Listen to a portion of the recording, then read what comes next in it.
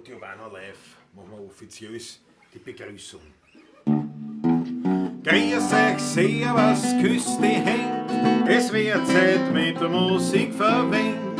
Wir spielen für euch die 16er Bohr. Einer zumindest. Ihr hört Lieder aus früherer Zeit und manche Hodern sind schon von heute. Das Wiener Lied geht sicher nicht verloren. Der Patrick spielt die Harmonika, der Klause zupft auf der Gitarre. Als Backe spielen wir noch den Wiener Schar. Die Quetschen klingt heut super fein, die Kontra pumpert hinten drein. Und das Gesage klingt jetzt auch schon recht human. Drum Leilon, grüß euch, servus, küsst die Hände. Es wird Zeit mit Musik verwendet. Wir spielen für euch die 16er Bohr. Ihr hört Lieder aus früherer Zeit und manche Hodern sind schon von heut. Das Wiener Lied geht sicher nicht verloren.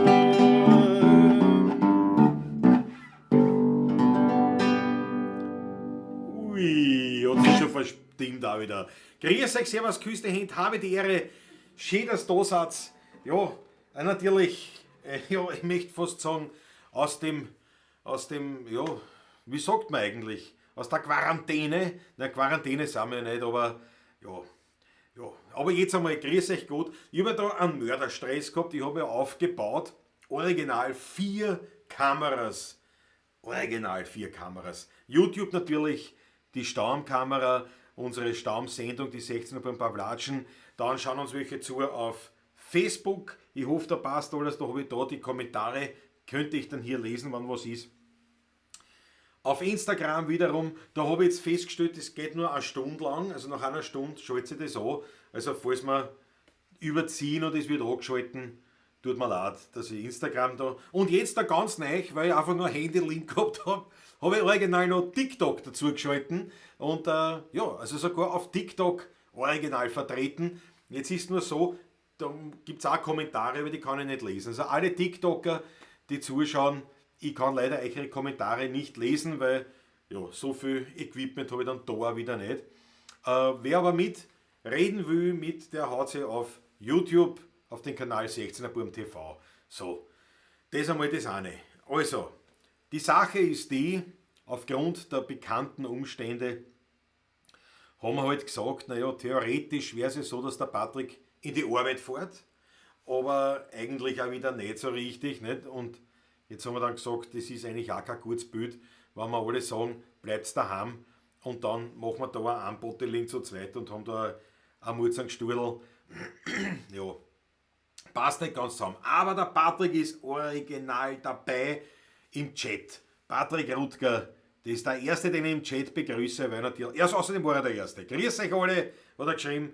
So, wer ist noch dabei? Thomas Bastleike, mein Bruderherz, servus, grüß dich gut, fein, dass du da dabei bist. Der Hubert Hinkofer, Matthias Mariacher, Applaus, der Ferche, grüß euch, Burm und servus alle anderen. Servus Ferche, danke nochmal für deinen großartigen Support für uns 16er Burm und ja, dass du das teilst und allen Leuten sagst, das ist ganz großartig. Ich freue mich, wenn das die anderen auch machen, dann sicher eigentlich gar keine negative Zukunft.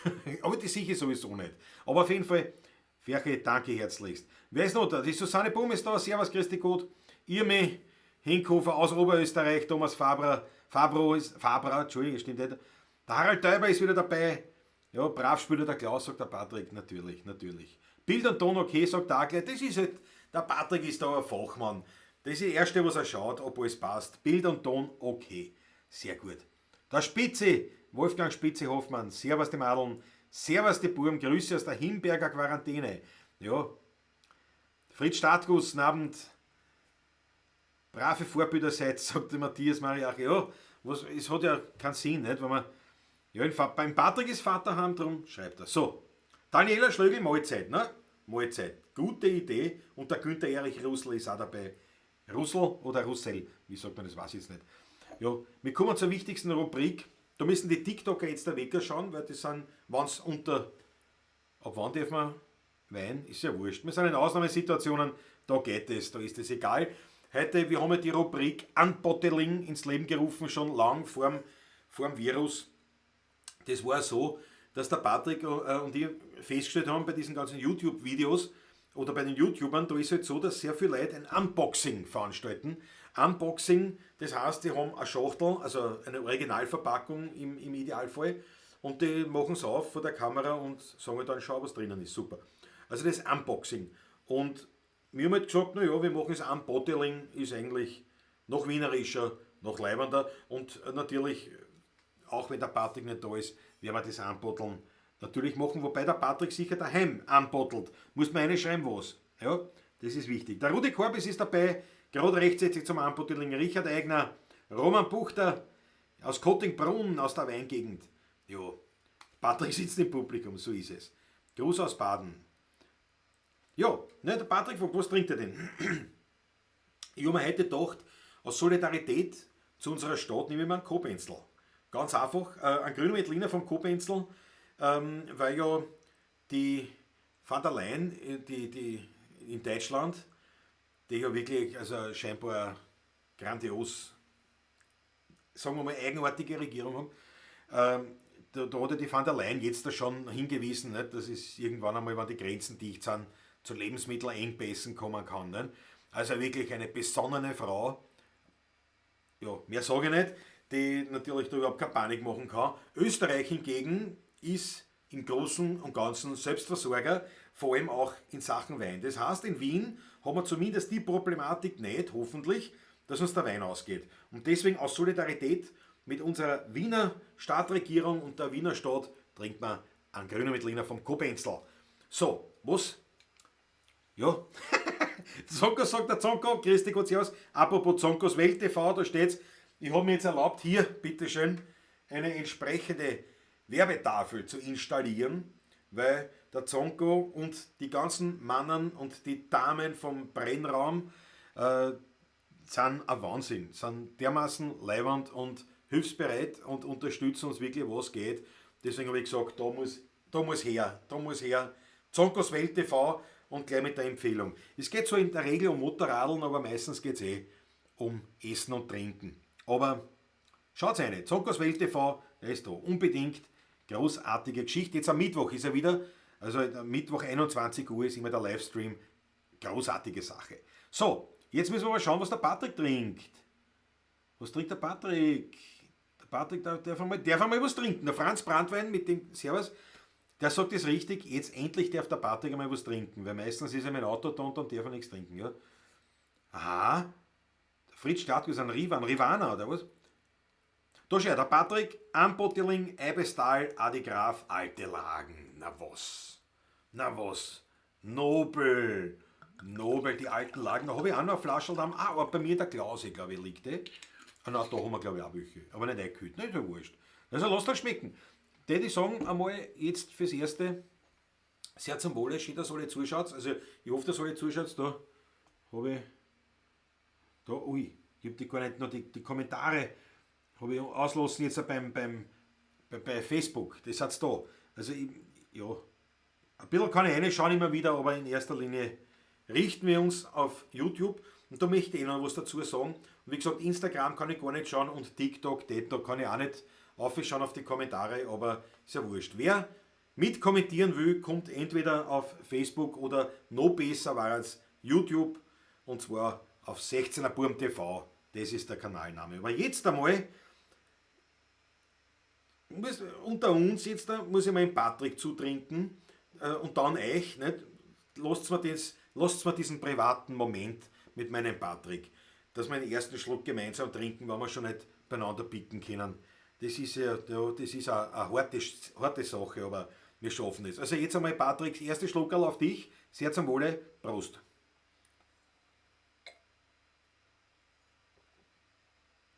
Ja. Wie gewohnt, ein Wildwein. So meine Herrschaften. Und jetzt da seid ihr nicht besser gewesen. Hoffentlich jetzt da auf euch alle. Sehr zum Wohl, Prost auf einen schönen gemütlichen Abend mit euch. Und ja, mir wird das Kind schon schaukeln, nicht wahr? Sehr zum Wohl. Der ist gut, den mag ich. Grüner Veltliner Haut hin. Prost, Klaus Michi Wiener, Lukas Lasser, großartig, sind da auf Facebook dabei. Ja, was ich vorher sagen wollte, nämlich, ist folgendes. Ich habe mir das jetzt auch angeschaut, es gibt auf YouTube ja die Möglichkeit auch den Kanal zu monetarisieren, sprich, weil mir ein paar gefragt haben, wie kann man da zum Beispiel was zukommen lassen, was einzahlen. Und jetzt habe ich mir das angeschaut und da braucht man nämlich 1000 Abonnenten und ich glaube in Summe 4000 Stunden, die geschaut worden sind im letzten Jahr oder so irgendwas in die Richtung. Wir sind jetzt bei knapp 500 und das ist sozusagen jetzt wieder mein Aufruf. Zum einen, dass natürlich, wer noch nicht unseren Kanal abonniert hat, es tun möge, 16er Burm TV bei YouTube.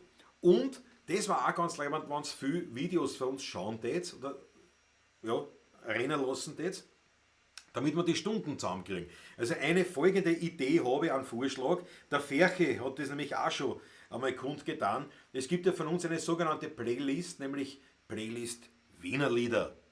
Und da sind jetzt, ich glaube 52 Wiener Lieder sind jetzt online. Es stagniert jetzt ein bisschen, weil ich mit Patrick nicht zusammenkommen kann und einspielen nicht. Aber die 52 Lieder sind da und die kann man als Playlist zum Beispiel anspielen lassen. Und dann hat man gleich als Hintergrundmusik eben zum Beispiel 52 Wiener Lieder und so ganz unter uns gesagt, wenn man es nicht mag, und das war ja auch die Idee vom Ferche, heute tue ich die ordentlich hernehmen, wenn man das nicht so braucht oder nicht mag, dann traut man es leise, lasst es im Hintergrund einfach laufen. Wäre leiwand, wenn ihr das macht, dann kriegen wir die Stunden zusammen und wie gesagt, mit ein bisschen einer gemeinsamen Hilfe vielleicht sogar die 1000 Leute, dann könnten wir den Kanal monetarisieren, wie es so schön heißt, und damit natürlich ein bisschen was vielleicht reinholen. Ich weiß nicht, so viel wahrscheinlich nicht, aber ist ja wurscht, aber ich wäre euch für eure Hilfe dankbar. So, was haben wir da? Was haben wir da alles? Was auslassen? Prost, sagen, jawohl, Brennerstraßler, Spritze. Auch von meiner Seite nochmal herzlich willkommen, sagt der Patrick. Genau, mich gefreut es. Wir haben uns das ja angeschaut, ob wir gemeinsam spielen können mit so einer Software, so Zoom oder was da es gibt. Das Problem ist nur, das ist immer zeitverzögert. Ja, das ist zum Zusammenspielen nahezu unmöglich. Ja, also wir können das leider nicht machen. Haben wir schon probiert, aber wir haben schon andere Ideen, die wir da... Also der Virus kann den Patrick und mich nicht auseinanderbringen. Punkt um. So schaut's aus. Ich würde sagen, für das haben wir mal eine Achtleine. Das rote Achtel, ihr wisst, das Emoji, das bei uns in der Pavlatschen den eigentlichen Applaus kundtut, ist das rote Achtel. Und jetzt haben wir mal eine rote Achtleine auf alles, das gut wird, schnell, wenn es geht. Haut's eine Achtel. Einfach für alles. Das war leibend. Jawohl. Ausgangssperre liegen, ja, genau. Benjamin Rüdener, großartig, ja. Ja, das ist wirklich ein bisschen ein Problem. Ein Problem, weil wenn die Musiker nicht zusammenkommen können zum Spielen, haben wir natürlich ja, ein bisschen einen Nachteil. Ja. Ja, genau, das sagt er, schade, aber sehe ich als Dienst am Allgemeinwohl, sagt der Benjamin. Ja, Und es ist halt so, natürlich, es gibt halt so viele Diskussionen über die ganze Geschichte mit dem Virus und woher das kommt oder nicht oder was auch immer und wer es anders gemacht hat und besser gemacht hat. Und ganz ehrlich, ich weiß nicht, keine Ahnung, aber ich sage einmal so, es hat sich Österreich, die Regierung, hat sich jetzt einmal entschieden, den Weg zu gehen und ganz ehrlich, warum soll ich da jetzt dagegen steuern? Ich gehe den mit und ich finde das, ja, was soll man sonst machen? Das machen wir gemeinsam. Und schau, die Achteln kommen rein, auch mein Achtel. Zonkers Welt TV, da hat das Achtleine, Matthias Mariacher, der Peter, Thomas Bastlecke, Spitze, super. Was schreibt der Wolfgang Spitze? Schreibt, die 1000 schaffen wir doch locker über den Brennraum. Wäre super, wäre super. Aber ich freue mich schon so, der Brennraum, das ist für die, die das nicht wissen, eigentlich eine Facebook-Gruppe vom Motorradfahrer rund um den Zonko. Der Zonkos Welt TV, der ist ja da. Und ja, einfach eine leibende Partie. Das Punkt um. Und die sind alles so dermaßen leibend, weil sie unterstützen, ohne hinterfragen. Wir kennen uns zum Großteil gar nicht persönlich und doch dann da agieren, das ist ganz leibend. Auch andere, es ist jetzt nicht nur der Brennraum, aber da ist es schon sehr auffällig, wie viele leibende Unterstützer da sitzen. Der Patrick sitzt im Weinviertel und ich im Waldviertel, da dauert es noch, bis der Virus ankommt. Der Harald Teuber, ja, aber es wird schneller gehen, als man glaubt. Ui, wie klingt die Mandoline hinter dir, fragt der Zonko. Fix, David, das habe ich aus einem anderen Grund hergehängt. Ich habe aus einem folgenden Grund hergehängt. Jetzt trinken wir mal einen Schluck. Die Mandoline habe ich einmal angefangen zum Probieren, so zum Spielen. Schon länger her. Und dann bin ich halt durch irrsinnig viel Aufgaben nicht mehr dazu gekommen, dass ich das weitermache und habe wieder alles vergessen. Und warum es jetzt herging, ist folgendes. Der Zonko hat das ja auch gesagt in seinem Livestream letztens. Jetzt ist ja die Zeit, wo man ein bisschen Möglichkeiten findet, sich wieder zu beschäftigen. Man hat einfach mehr Zeit. Und man könnte es ja nutzen und zum Beispiel was Neues lernen.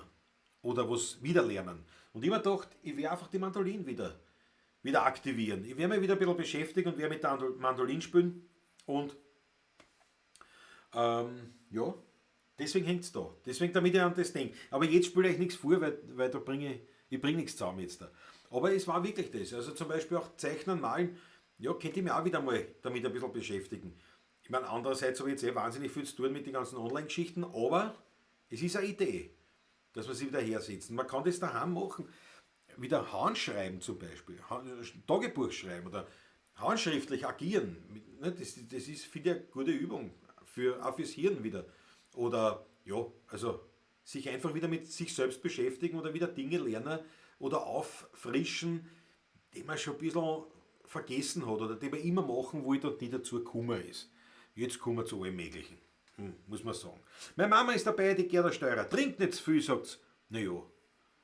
Naja. Paul sieht, sagt Hallo spät, aber doch. Gerda, wir trinken noch nicht so viel, sagt der Patrick. Danke. Der Patrick sagt, das Mama, entspann dich. Und mein Bruder sagt es auch.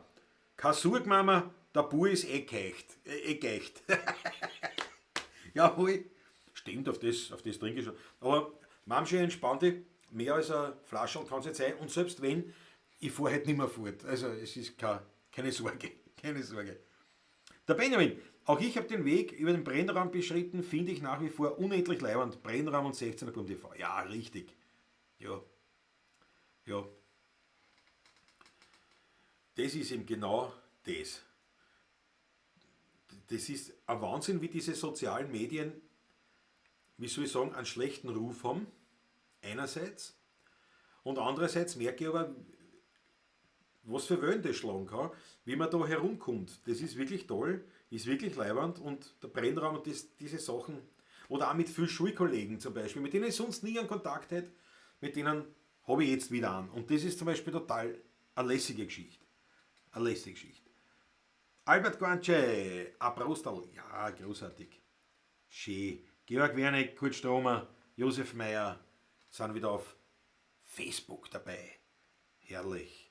Ich schnitt's gerade Zahnstocher, sagt der Richard. Ja. Patrick übt wieder das Instrument mit 4 Seiten. Ja, der Patrick war ja Bassist und das ist gescheit, wenn er sich das. Und auch werde ich mir wieder der Malerei widmen. Ne? Glaube ich auch. Weil das war, hängen beim Patrick, da haben wir ein paar, ich glaube es sind hauptsächlich Aquarelle, was er gemacht hat. Ja. Und wie gesagt, bei mir ist ich bin mehr der, Malen, Zeichnen, da fehlt mir halt dieses Handwerk. Nicht? Wie in der Musik und das macht mich dann so total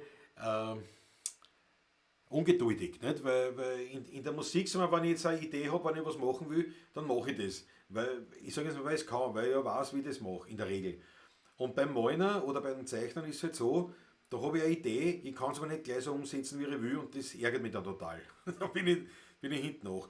Mit der Mandoline, das wird gehen. Also beim nächsten Mal vielleicht spiele ich schon eine Kleinigkeit vor. Aber ich habe alles vergessen, was ich da drauf gelernt habe.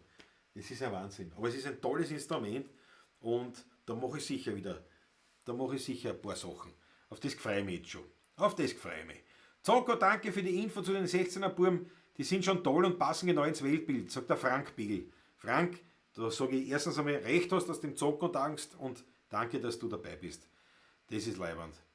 Ja. Auf der Stromgitarre Patrick Rutger. Das werden wir, weißt du was, das werden wir mal machen. Der Patrick schickt einen blauen Ozean für den Zonko. Ein Insider-Schmäh, sehr gut. Ja. Wenn sie die richtigen Leute finden, sind die sozialen Medien okay. Ja, natürlich. Es gibt immer Schwierigkeiten oder nicht, je nachdem. Das ist wie im wahren Leben. Aber es hängt halt nicht an den sozialen Medien an sich, sondern immer nur an die Leute, die es halt benutzen. Wir werden das machen. Patrick, üb im Boss. Ich wär auch meine Stromgitarre hernehmen und wir machen nächstes Mal, wenn wir wieder zusammen sein dürfen, machen wir für euch, also, da machen wir eine Session mit den Stromruder. Mit den Stromruder echt rockig, original. Wenn wir es noch zusammenbringen, aber ich glaube schon. Ja, das schaffen wir schon. Bitte sing ein Lied. Ja, mache ich gleich. Ich werde gleich wieder was singen. Ja. Sehr, die hätte ist auch da. Henriette Ansbach aus der Schweiz. Freude.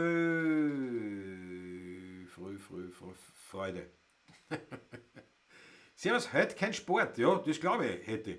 Die schweizerische Regierung hat heute die außerordentliche Lage einberufen, daher gemütlich in 16er Buben schauen. Das ist das Beste, was du machen kannst. Im Endeffekt.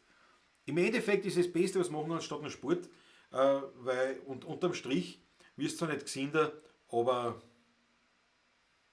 es ist lustig. Ja. Das ist eine Punktfolie mit der Haube. Ja. Die habe ich auf, weil sonst glänzt das immer so. Das ist furchtbar. Das ist furchtbar, wie glänzt. Stromruder, ja, alle sind es dafür. Ja, sehr leibend, mit Stromruder. Ja, blöd, ich habe das jetzt nicht, ich habe keine gestimmt und nichts. Und den Verstärker, weil sonst hätte ich jetzt schon mal angerissen. Aber das machen wir mit Patrick. Das wird unsere erste gemeinsame Aktion sein. Wir werden als Rockduo einschlagen. Was haben wir da? Die Brigitte Scheurer schaut auf Facebook zu. Gott sei Dank eine sinnvolle Abwechslung. Danke. Darf ich mir heute silberne Kandel wünschen? Ich würde mich freuen, wenn es spielt. Naja, Brigitte, wünschen kannst du es, ich kann es auch spielen, aber wir können es nicht spielen, weil der Patrick sitzt eben im Weihviertel im Exil und ich bin da im Donaufeld in Quarantäne. Und ich bin nur, also über die Netzwerke, ich muss jetzt das ja sehen, wie es da ausschaut. Da original. Instagram. Seid ihr noch da? Instagram? Leiband. TikTok. Keine Ahnung, wer von euch zuschaut. Ich kann auch keinen Kommentar schreiben oder lesen, aber ich freue mich, wenn ihr dabei seid. YouTube ist klar und dort ein Facebook. So rennt die Geschichte. Ich habe es gewidmet, was soll ich machen, da nutzt man das aus. So, aber jetzt spiele ich eine Runde. Passend zur Lage könntest du ein bestimmtes Lied einer Band aus Meidling spielen. Der Martin Demmler, alter Schulfreund, servus, grüß dich. Naja, könnte ich, aber nein, mache ich heute nicht. So, pass auf, wir machen das jetzt so. Ich frage nämlich immer bei den Liedern nach der Tonart und der Patrick sagt mir es dann immer. Patrick, silberne Kandel, welche Tonart, bitte? Das muss man jetzt dann sagen. Wo bekommt man die Haube und wo bekommt man... Na, die Haube ist ja selber gestrickte von meiner Mama. Die kriegt man nicht. Das ist ein Unikat. Ja, CDs kriegt es ganz leicht. Das ist ein guter Hinweis, Thomas Fabrer, Dankeschön. Patrick sagt schon, silberne Kandel ist in G, gell, Klausi? Ja, darum frage ich dich ja. Ja, CDs, wir haben nämlich Folgendes beschlossen, dass wir unsere CDs natürlich loswerden wollen, möglichst schnell, damit wir ein bisschen unseren Verdienstentgang abfedern können. Und damit wir uns das ein bisschen teilen, haben wir gesagt, wir verzichten einfach oder wir leisten unseren Beitrag durch den Versandkosten. Also sprich, wenn ihr CDs bei uns bestellt, dann kriegt ihr es versandkostenfrei die CDs zugeschickt. Wenn ihr schon welche habt oder wenn ihr ein paar... Also mir geht es um das, dass ihr nicht unbedingt spenden müsst oder sowas, oder dass ihr aufrufe nach Spenden, sondern ja, kauft uns halt ein paar CDs und verschenkt es dann, zum Beispiel. Ne? Das wäre eine Möglichkeit. Wenn wer mehr CDs haben will, einfach melden, dann können wir uns ja über einen Preis auch noch so zusammenreden. Aber wie gesagt, 15 Euro kostet eine CD und die den wir versandkostenfrei verschicken. Bestellen müsst ihr es aber über die E-Mail-Adresse booking@16erburm.at. Patrick, kannst du vielleicht eine schreiben, das war leibend. Schreib eine, die Adresse bitte, sei so gut. Und ja, der Richard sagt, das Strickhaber sollte in Produktion gehen. Ja, die Mama schaut zu. Mama, hast du gehört? Du musst auch den beitragen für den Wirtschaftsaufbau nach dem Virus. Da könntest du solche Haberl machen, die könnte man ordentlich verkaufen. Mamsche, das ist ein Geschäft für dich. Harry Schneider-Fonte, servus Klausi. Servus Harry, schön, dass du da dabei bist. Ja, wie gesagt, also die CDs kann man kaufen und ich hab da ich hab da so in diesem unterm Bild, da irgendwo unten, das habe ich zusammengebracht, dass man da so reinschreibt, die PayPal-Adresse und die Kontonummer quasi, den IBAN. Also wenn ihr was zukommen lassen wollt, freuen wir uns sehr. Also keine Angst, wenn bei der PayPal jetzt Klaus Lebt steht, das ist halt meine Adresse, wo man das hinschicken kann, aber das geht alles in die 16er Buben-Partie rein. Das ist ganz klar. Da gibt es nichts. Aber das sind die Möglichkeiten. Und ja, der Party hat schon geschrieben, booking.16erbuben.at. Und das gleiche gilt auch für unsere T-Shirts. Ich glaube, wir haben nicht mehr alle Größen, aber das meiste, glaube ich, ist noch da. Das kostet 20 Euro das T-Shirt, bestellt's, versandkostenfrei, haben wir es aussehen. So schaut's aus. Sehr, sehr gut. So, in G. Silberne Kandel geht jetzt da um an die, an die Brigitte Scheurer. Genau, da geht es um. Der Matthias Glausel, also bist du Tiroler, bist du in Quarantäne? Ja, ja, wir sind es quasi auch. Also es ist natürlich, ja, sehr für alle so. Aber jetzt einmal silberne Kandel. Soweit ich es zusammenbringen lasse, ist total schwer ohne Quetschen. Ne? In ein ganz kleinen Gassel, am lichten da der Grund, da wo es Wirtshaus zum silbernen Kandel. Die Wirtin und das Dichterl waren schmackig und rund, der Wirt war ein Kreuz für das Mandel. Die Stammgäste sind gesessen glückselig beim Tisch, weil nirgends das Wendel so gut war und frisch. Und das Essen war billig und gut, wie es der Werner heut gern haben tut. Wer einmal nur dort war, der war auf jeden Fall gleich Stammgast im Kandel in Lichtental. Du liebes altes Haus, schaust mich so freundlich an und sagst, komm her zu mir, schaff dir ein Glas an. Bist einmal bei mir drin, kommst sicher alle Tag, weil ich ein Wirtshaus bin, so nach dem alten Schlag.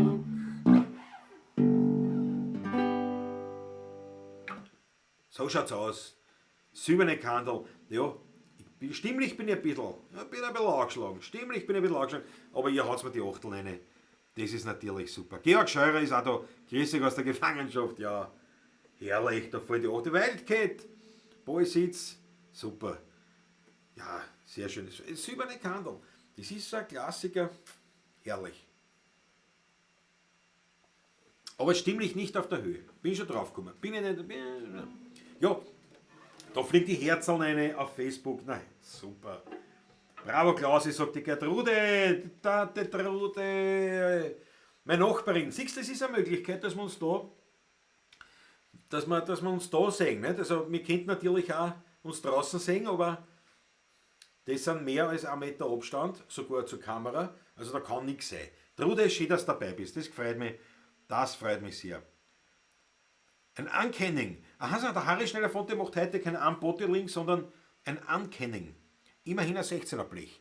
No, sehr in Ordnung. Trink mal was, sagt der Richard Eigner. Und wenn das einer sagt, der es wissen muss, dann bin ich nicht hinten an, ihm zu widersprechen. Herrlich, ehrlich, sagt er. Chaco Speed. Kobenzl. So. Ja, ich sag's euch, es ist halt wirklich so. Jetzt haben wir schon an sich ordentlich getroffen und wie natürlich viele andere auch. Also nicht, dass ich jetzt nur suder, sondern halt die Situation erkläre.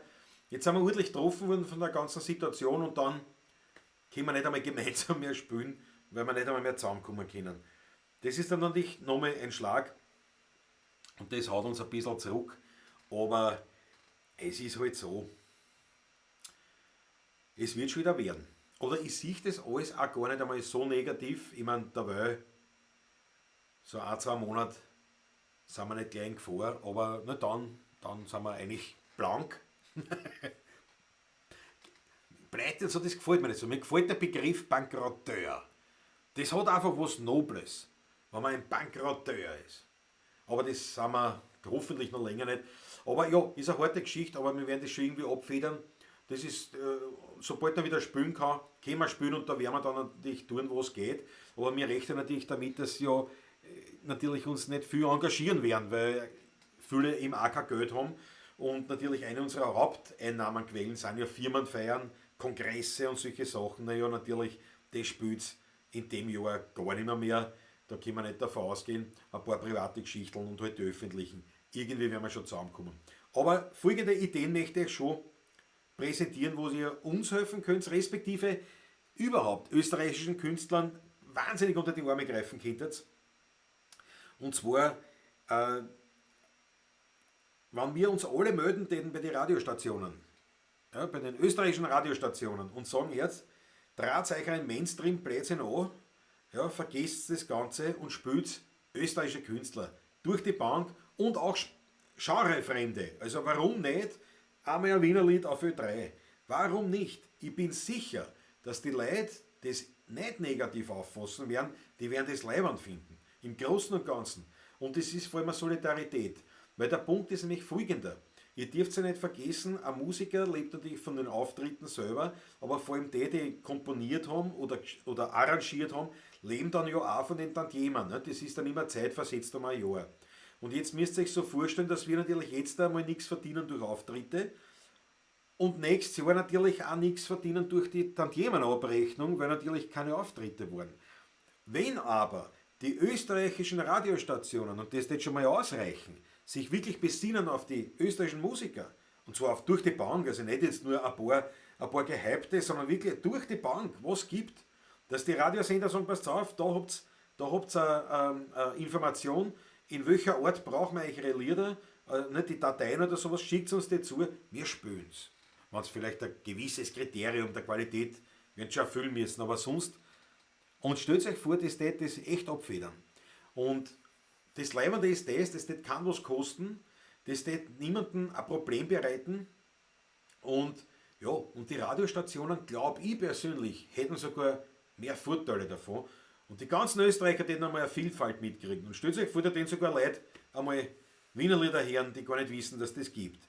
Also das wäre zum Beispiel eine Idee, die ich wirklich vorschlagen will und die ich euch bitte, dass das vielleicht macht, wenn es dazu kommt oder diese Idee verbreitet. Dass man einfach das einmal macht, weil damit ist schon mal eine große Problematik abgefedert. Und ja, das war schon mal leid. Also eine der Varianten, die ich anzubieten habe, weitere Folgen. Aber jetzt mal, Wildcat war aber einkaufen fast verpasst. Na Gott sei Dank bist du rechtzeitig gekommen. Ja, 2 Monate wird der Schatz sicher dauern, sagt der Spitze, vollkommen unverblümt, ja, locker. Und wie gesagt, 2 Monate, das ist jetzt einmal die Härtezeit. Und dann, also auch wenn das Ganze vorbei ist, dann der Aufbau kommt, es ist dann noch lange nicht vorbei, aber wir bringen das hin. Patrick sagt, 16er Burma für 3. Gehen wir. Absolut richtig. Was haben wir da? Die Renate Rutger schaut zu auf Facebook, Steffi Heidmanneck. Große Freude. Ja. Ich muss einen Schluck nehmen. Super Idee, Klausi, sagt der Peter. Ja, finde ich persönlich auch. Ich finde das wirklich eine gute Idee, deswegen, weil es niemandem was kostet. Das kostet nämlich auch keine Ressourcen der Gesellschaft. Oder der Regierung oder dem ganzen, weiß ich nicht, dem Budget oder sonst was. Es müssen nur mal die österreichischen Radiosender, im Idealfall natürlich auch die TV-Sender und so weiter, einfach nur umschalten und sagen, wir springen österreichische Musiker. Wie gesagt, nicht nur die paar Gehypten, sondern alle oder die meisten und dann federn wir das so dermaßen an, das war leibend. Auf Radio, was? SRF 1 und 3 und Gotthard und Bombay Street auf Ö3. Ja, 16er Burm auf Radio, auf dem Schweizer Rundfunk. Das war was. Warum nicht? Ich glaube, dass das auch, ich meine, in dem Fall war natürlich Schweizer Förderung, nicht Schweizer Support.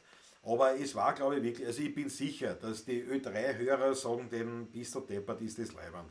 Dass die Leute auf, weiß ich nicht, Superfly 88.6, Krone Hit, die spielen eh alle den gleichen Scheißdreck. Entschuldigung. Das nehme ich zurück. Nein, sie spielen alle oder viele das Gleiche. Und das verstehe ich eh nicht. Weil ich meine, wie viel Top 40 Sender braucht man? Radio Energy, Krone Hit, Ö3, 88,6. Das ist ein Wahnsinn. Ich meine, wenigstens das Radio Klassik spielt was anderes, der Radio Stefan Superfly spielt was anderes und dann hast du halt ja, Ö1 oder halt die Regionalsender hin und da spielen halt Schlager. Aber ja, ist ja wurscht, ich will jetzt das nicht so an. Ja, Schnagel hast du auch schon, sagt die Mama. Ja, es liegt aber nicht am Wein, weil schau dir das an. Das ist nichts, was da fehlt. Weil das ist nur im Glasl. Das ist nichts. Das ist quasi noch nicht einmal offen. Das kannst du noch original so verkaufen. Die jetzt sofort jeder nehmen. Ja, Radio Wien, Radio Niederösterreich. So schaut's aus. Thomas Faber, richtig. Muss man mit einem guten Wein bestechen. Die Radiostationen. Richard Eigner, ich glaube nicht, dass das funktioniert. Das hätte ich schon probiert. Die Anna sagt richtig, Klaus an die Macht. Ich danke dir. Das brauche ich nämlich. Genau. Das brauche ich. Die Idee ist super, aber gerade Ö3 hat sich doch von heimischen Musikern verabschiedet. Dafür spielen sie lieber stündlich Dance-Monkey. Ja, aber ich sage euch was, das ist bis jetzt so. Die Situation ist so dermaßen anders, dass wir jetzt Chancen haben, wirklich viel zu verändern. Und das sehe ich auch, wie es der Zonko gesagt hat im Brennraum. Den habe ich mir heute noch angeschaut, weil ich gestern dann nach dem Ausfall nicht mehr dazugekommen bin. Und der hat es richtig gesagt. Es ist eine Zeit, wo sich ja was verändert, wo ja nachher, also das müssen wir schon positiv sehen, bei aller Tragik, die damit verbunden ist. Und ich weiß, von was ich rede, weil wirklich, ich bin in 2 Monaten bin ich pleite. Da ist nichts mehr, da gibt es nichts mehr.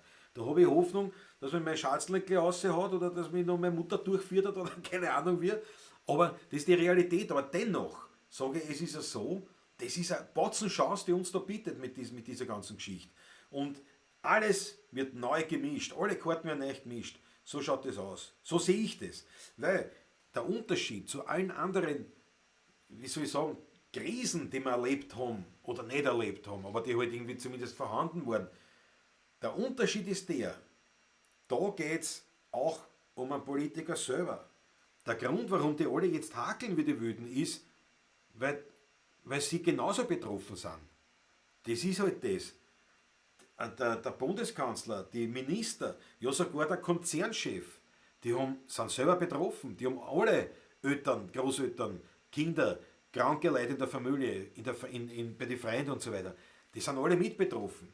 Das heißt, wir haben eine ganz andere Lage. Da geht es nicht um Bankenrettung oder um irgendeine Zahl, die im Computer steht. Da geht es wirklich ums Eingemachte. Und ich glaube schon, dass wir das als Chance sicherlich finden werden. Und dass man nachher wieder aufsteht und sagt, so, gut, jetzt ist das Ganze in den Arsch gegangen, jetzt bauen wir wieder neu auf und jetzt machen wir es ein bisschen besser. Ich möchte nicht sagen, wir machen es richtig, das wird so nicht sein, aber wir werden das aufbauen. Und deswegen glaube ich, dass gerade auch sowas wie mit Ö3, dass das geht. Jetzt gegangen es, weil es ist eine andere Situation, als wir es je gehabt haben. Daher glaube ich, dass das sogar gegangen. Egal, ob die Dance-Monkey spielen, es wird Dance-Monkey spielen und nachher die Heiselfrau. Das war was, das wird den Leuten auch taugen, das bin ich sicher. Ja, die spielen, was ich in Dance-Monkey, die Heiselfrau und nachher, weiß ich nicht, Seiler und Speer irgendwas. Warum nicht? Das muss gehen. Ja? Der Patrick, ist der Wein zu sauer? Wieso? Trinke ich nicht viel oder was? Oder zwinge ich zu viel? Der Wolfgang Worowatzka, servus. Träum weiter, Klaus, ich habe 3 Hopfen und Malz verloren. Ja, möglicherweise, vielleicht aber auch nicht. Die Masse macht's aus. Glaubt's mir, die Masse. Die richten sie alle nach die Leute. Im Endeffekt. Und die Leute müssen als Masse auftreten. Aber gut, ich hänge mir jetzt auch nicht auf Ö3 auf. Aber glaubt's mir, wenn alle anderen Radiosender mitziehen, ne, dann wird Ö3 auch mitziehen. Da bin ich überzeugt. Das muss man nur dazu hinbringen. Und wir müssen halt die Eier haben, dass wir aufstehen und sagen, jetzt tat's was. Wir dürfen nicht vorher, Wolfgang, wir dürfen nicht vorher schon aufgeben. Das geht nicht. Wir haben neue Chancen, komplett neue Chancen. Wie gesagt, die Karten sind neu gemischt. Jetzt schauen wir, dass wir das Ganze halbwegs gesund überstehen und dann kommen wir wieder. Und dann schaut die Sache anders aus. Dann werden wir wieder mehr Regionalität haben. Dann werden wir wieder mehr zusammenhalten. Dann werden wir wieder mehr menschliche Kontakte haben. Das mag sein, dass ich das träume, aber ich glaube an das ganz fest und ich werde es durchziehen. Mein Teil, den ich beisteuern kann. So, schon langsam wächst man zusammen, Richard. Ja, richtig. Servus Klaus, grüß euch alle, der Roman Luth ist dabei. Robert Hinkofer, bei unserem Regionalsender Radio Oberland spielt viel österreichische Musik, da müsst ihr mal ein Bundle hinschicken. Hubert, Es gibt kein Bandel mehr. Aber danke, ja, das ist eine Idee. Ja. Was es nicht umbringt, macht uns härter, so schaut's aus. Abwechslung gehört eine, auch bei Ö3. Das war jetzt super. Ich glaube auch. Ich glaube, dass das denen sogar taugt hat. Steht auf, nicht, allein wegen der Solidarität. Das war super. Du sitzt erst Ö3, da spielen sie, weiß ich nicht, Elton John und dann irgendein, wie heißt die, Billie Eilish und dann, zack, fährst eine mit dem Wiener Lied, wann ich einmal stirb. Das war nicht, ich werde wieder was spielen, soll ich wieder was spielen? Weil ich schon red. Ja, die Steffi hätte mir nicht. Würdest du dich zu einer Wahl aufstellen lassen, du hättest meine Stimme. Klausi für Präsident. Ja. Danke, das ist lieb.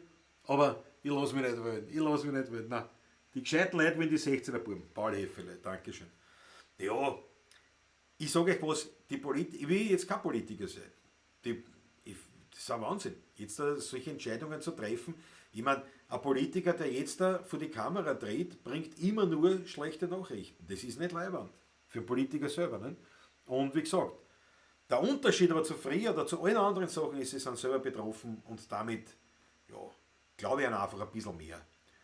Und wir werden das schon hinkriegen. Wir werden das hinkriegen, jetzt trinken wir wieder einen Schluck, weil das die... Was?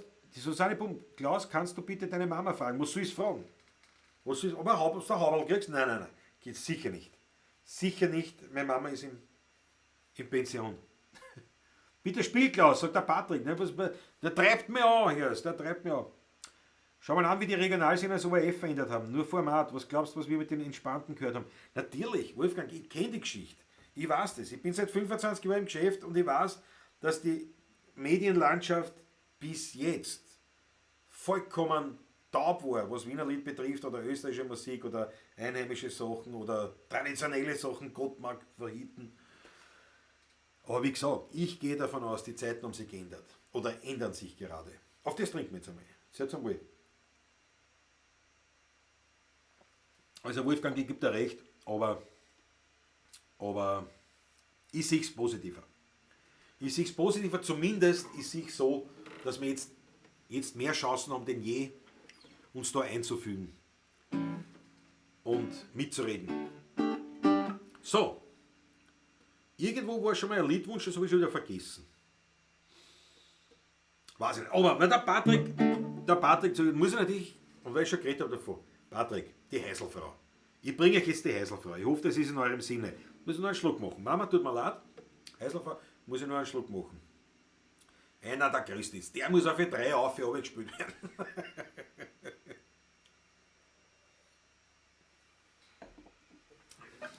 Die Solo-Version.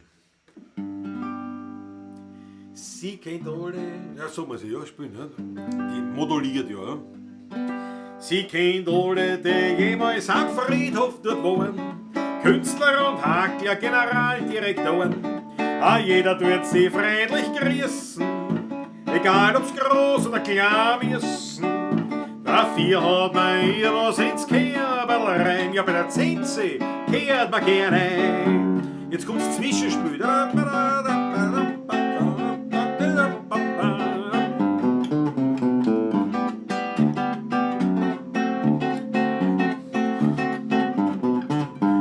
Mein Schatzerl ist eine Häselfrau am Friedhof in Stadtlau. Die Handschuhe gelb, das Schirmzel blau, mein Zinse aus Stadtlau. Sie kennt alle die Mittel, die sie im Fernsehen bewähren. Duftende Hackle und Co., sie hat's gern. Fröhlich tut sie die Häsel putzen, weil man will sie ja schließlich benutzen. Dafür hat man ihr was ins Kerbel rein. Ja, bei der Zinse kehrt man gerne. Auf geht's!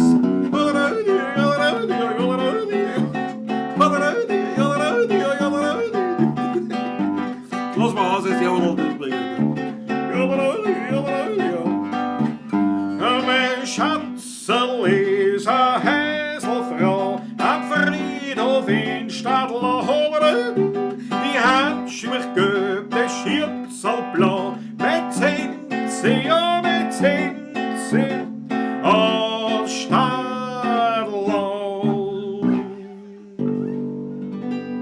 Ui, das verstimmte Gitarre. Jesus, Mann, großartige Nummer. Gefällt mir immer wieder. Was ist schade, was da. Ja. I can't get no disinfection. Ja. Was haben wir da noch? Ja. Naja, es ist natürlich. Ja. Die Jugend hat keinen Bezug zu Wiener Liedern, sagt der Richard, und das stimmt. Aber warum? Weil es keiner kennt. Aber wenn man es wieder kennt, dann spielen sie es. Und da kann ich euch wirklich viel Erfahrung, viel Erlebnisse erzählen, wo wir mit Jungen zusammengekommen sind, gespielt haben. Und die Jungen mengen das schon. So ist es nicht. Ja. Sogar der Fritz Startgus als Heavy Metal Fan mag die Musik. Naja, wie gesagt, ich habe die Stromruder. Nein, das ist nicht gestimmt, das weiß ich nicht. Müssen das schauen. Sonst hätte ich gleich Heavy Metal. Schon gleich. Ja. Ich gebe da überall recht, aber ich wollte trotzdem nicht zum Bundespräsidenten, weil sonst keine Zeit mehr zum Spielen. Roman Lotte, ich danke dir. Ich will nicht Bundespräsident werden. Wobei sicher leibende Hocken irgendwo, was kann ich den Bundespräsident hätte man schon taugen. Oder Bundesrat. Bundesrat haben wir nur leibend. Du hast gar keinen Hocken? Glaube ich. Hoffentlich tue ich jetzt kein Bundesrat Unrecht, aber ich glaube, du hast keinen Hocken, keine wirkliche. Du hast nur Einkommen. Mit der 10 kommst du in die Charts, ja? Das war leibend. Welt. An Gabi Hiller, eine Hillerei, ja, mit einem netten Kommentar und einem Wunschlied. Boys Hits, ja, das ist eine gute Idee. Die Hillerei, ja, das ist, glaube ich, die Nachmittagssendung oder wo. Ich höre Ö3 ja nur, wenn ich mal im Auto sitze. Schickt ein Mail an die Gabi Hiller. Hat er reingeschrieben. hillerei@ö3.at mit einem netten Kommentar und einem Wunschlied. Ja, das ist ein Leihwand. Na, wünscht euch doch mein Schatzerl ist eine Heiselfrau. Patrick hat mitgespielt, super. Hat aber keiner gehört, leider. Der Rudi Korbes, im Namen aller Häuselfrauen, danke. Normalerweise müssen sie immer freundlich sein. Hast recht. Ja. Danke, das wollte ich wissen, sagt der Paul Sitz. Achso, ja, genau. Ja. Ich kenne sonst nur die Wiener Lieder aus den Filmen der 40er, 50er Jahre. Finde ich sehr leibend, was du spielst, Klaus. Matthias Mariacher, danke dir vielmals. Du müsstest uns halt im Duo hören, nicht? Als 16er Burm. Aber das wird ja bald wieder möglich sein. Und wir spielen es gern. Und das ist halt so wichtig. Eine Musik mit Leidenschaft, das ist das Geilste, was es gibt. Ja. Der Frank Bill, ich habe 5 Jahre im schönen Österreich-Land gelebt und geliebt, dazu gehört selbstverständlich auch das Wiener Lied. Denke da auch an den großen Hans Moser. Österreich-Land ist das, ja. Schau mal, das ist der Moser Hanschi. Da tue ich den Wein, da muss ich beißen. Den trinken, Was vor allem bei einer Hans-Moser-Parodie derzeit überhaupt nicht gut kommt, war er.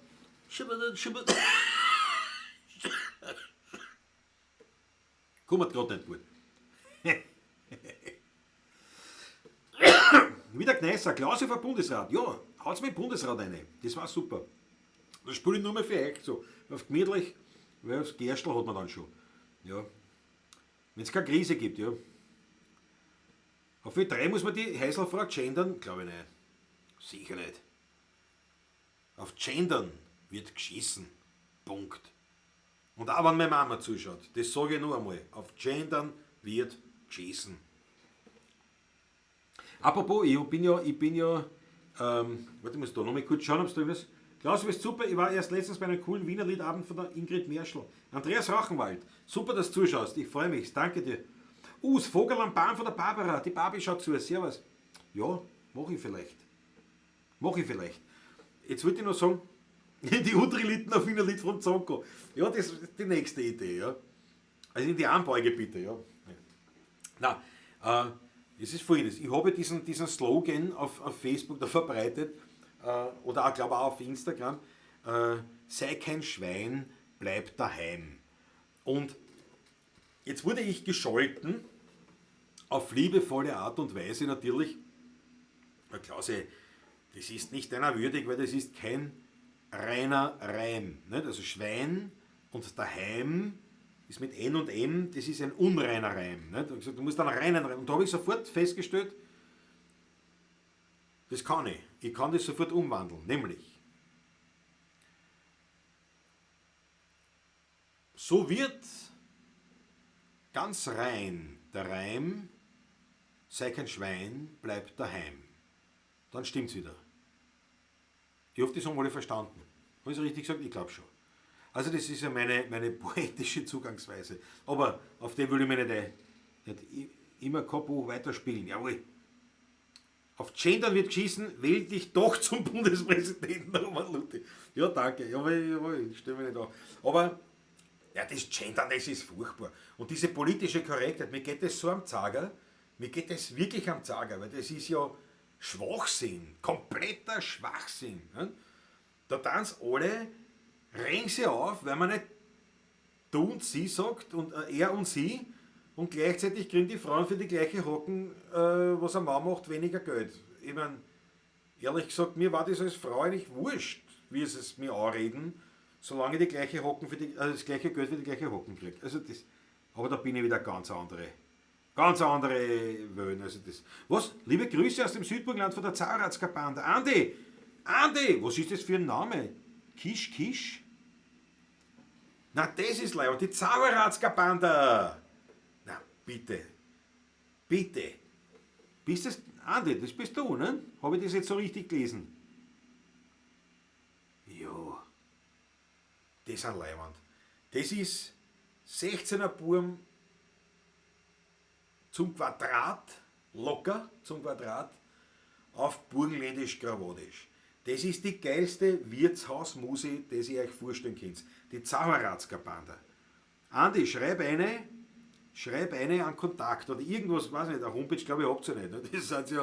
Das seid ja wirklich auch vorsinnflutlich. Aber schreib einen Kontakt eine, weil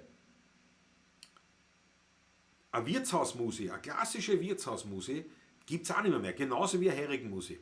Das ist ganz selten, ganz selten. Und die Zaueratzka-Bande, die sind erstens leibende Burschen und dann, wie gesagt, das ist noch eine echte Wirtshausmusik. So leibend, dass meine Holde, mein Munkelein, hat sich zu ihrem Geburtstag, zum runden Geburtstag damals die Zaueratzka-Bande gewünscht. Und die waren da und haben gespielt. War echt leibend.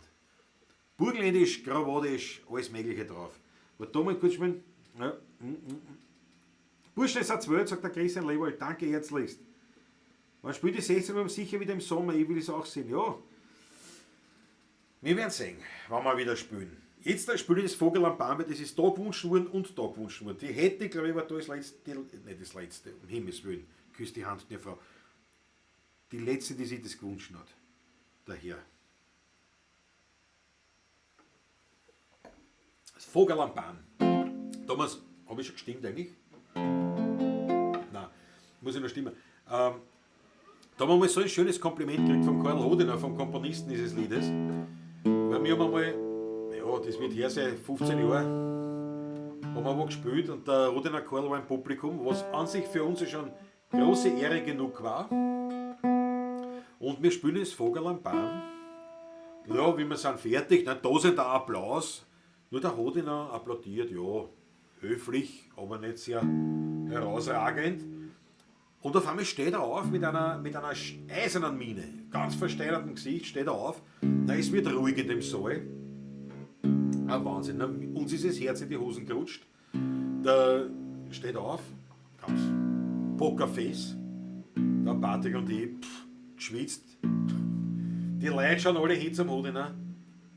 Und er sagt in die Stille eine: Burschen, so schön habe ich es ja gar nicht geschrieben. Na, uns ist ein Star von der Schulter geflogen, na Wahnsinn. Und dann hat er noch mal Post, ne, also das war leibend. Das war eines der schönsten Komplimente, die wir gekriegt haben. Und war wirklich, also schöne Erinnerung. Leider, Gott beim Sölich, der Hodener, ja.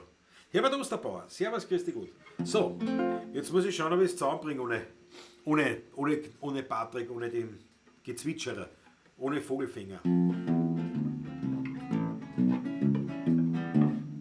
Gut. Ich fange gleich zum Singen an, ja. Ich sitz auf der Wiesen, ein großer Mimmer, die Box sind zerrissen, ich find nix dabei. Ein Schmetterling fliegt mir und Nosen herum, ein Fink verrisst der Fliegen, aber ich pfeife nicht drum. An der Arbeit denk ich nicht einmal mehr in Traum. Ich fühl mich so frei wie ein Vogel am Baum.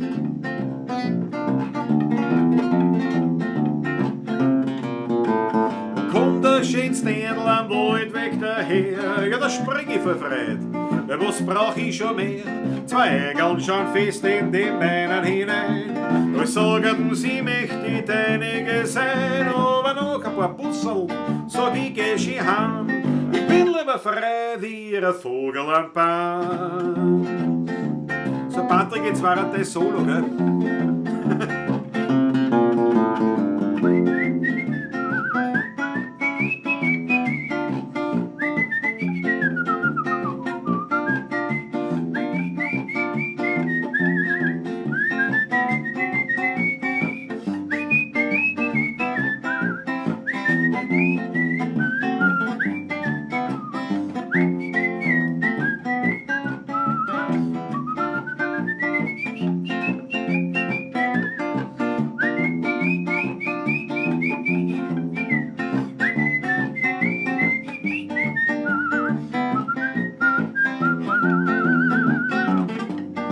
Und steht eines Tages der Winter vor mir, sagt, ja, seht doch gar nicht, geh her da zu mir.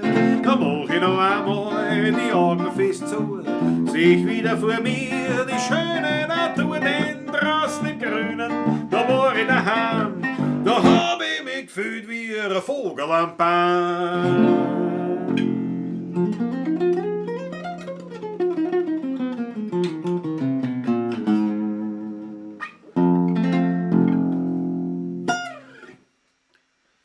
So schaut's aus. Boom, jetzt bin ich ins Schwitzen gekommen. Oh, die roten Achteln. Die roten Achteln von eine. Na, ist das leiwand. Weltklasse. Danke, Zonko. Super gezwitschert, der Patrick. Na schau. Naja, aber den Solo bin ich nicht nachgekommen. Das muss man schon sagen. Das muss man sagen. Helios Brunner-Broski. Was? Halt, jetzt weg. Klaus, danke für deinen Humor. Na bitte gern, ja, weil Humor habe ich schon noch. Kein Geld mehr, aber Humor. Naja. Darf man sich was wünschen? Mein alter sagt so viel wie Christian Lewald. Naja, die Barbie sagt, fühl dich geküsst. Ja, geht eh nur gefühlt, weil dürfen da wir nicht mehr. Ja, wir dürfen ja nicht. 1 Meter Abstand. Das ist nicht einmal Busse schicken, kannst du. Ja. Ja. Sehr gut. Ja. Was hast du gesagt? Mein alter sagt so viel wie ich. Da kann ich kann keine Strophen.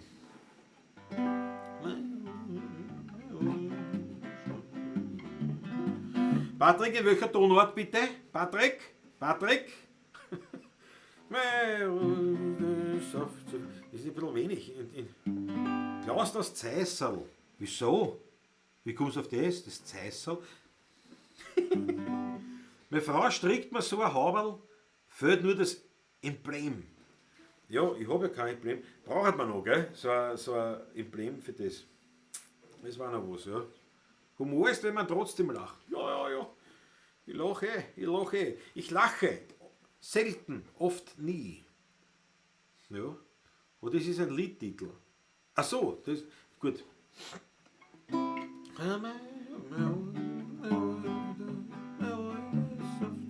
Ich probiere es in G einfach. Wenn mir der Patrick nicht sagt, in welcher Tonart das ist, dann muss ich improvisieren. Also, wo haben wir's? Christian Lewald. Ja, mein altes sagt so viel wie ich.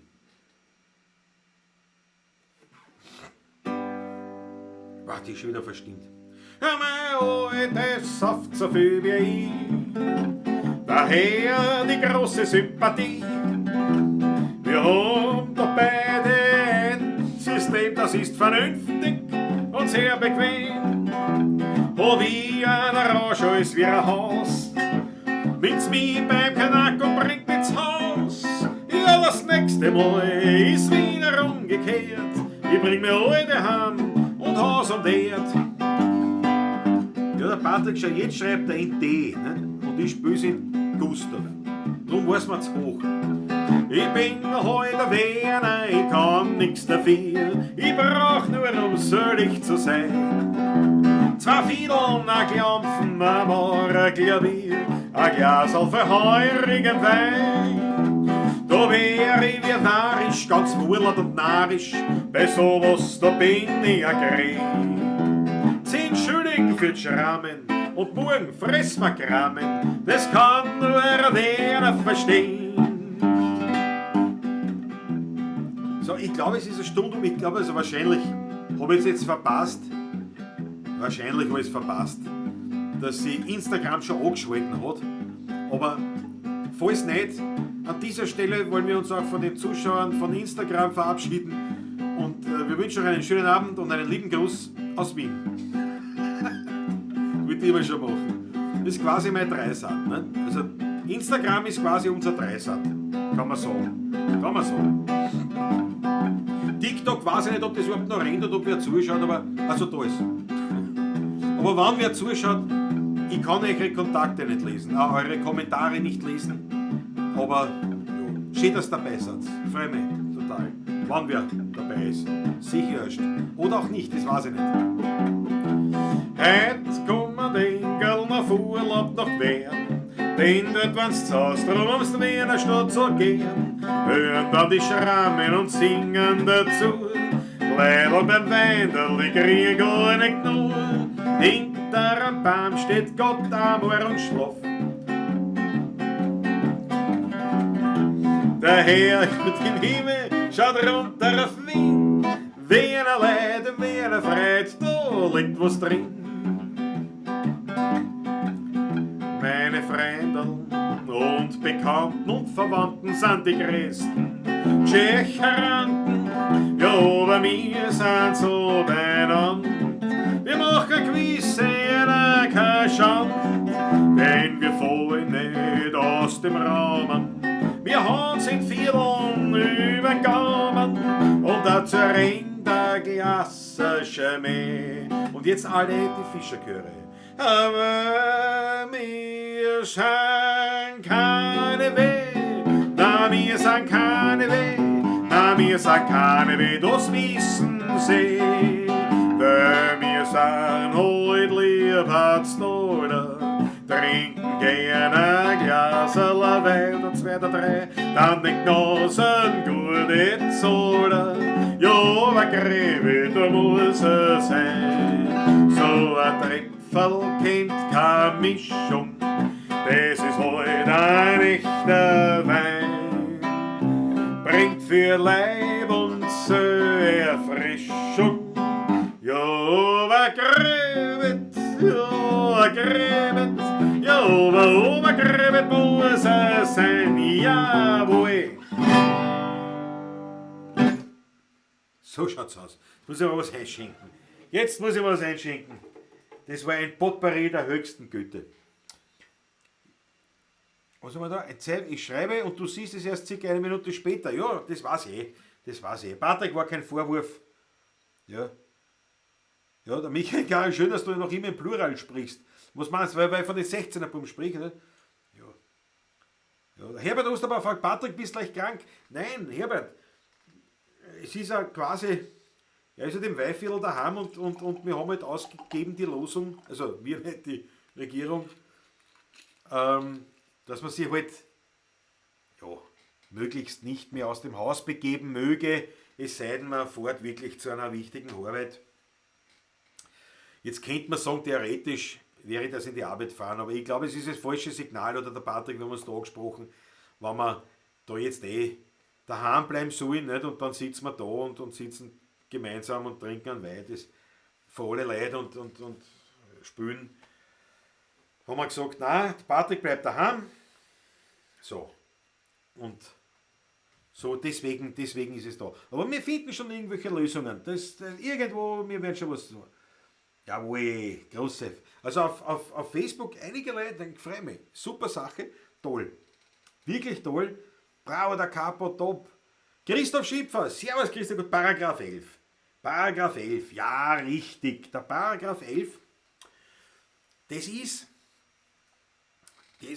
weiß man jetzt auch wieder, wenn man halt natürlich ein Volkskundler ist und das studiert hat. Durch Studium weiß ich es nicht, aber das passt genau in das. Der Paragraph 11, was der Christoph da schreibt, bezieht sich aufs Zechrecht. Das alte deutsche Zechrecht, das ist, ich glaube aus dem 15. Jahrhundert oder 16. Nein, ich glaube sogar aus dem 15. Jahrhundert, da geht das alte Zechrecht.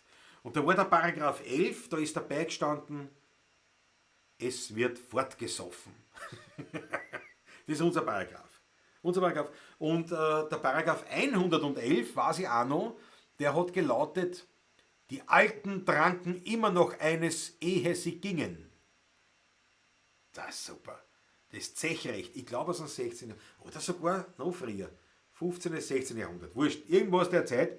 Und das findet man oft, wenn man so alte Fotografien hat, von Gruppenbildern, also vor allem zum Beispiel, also klar, Studentenverbindungen noch nah, aber auch so, was ich Feuerwehr, oder so, also die alten Bilder aus dem 19. Jahrhundert, Feuerwehr, Kegelverein, wurscht, irgendwelche Clubs.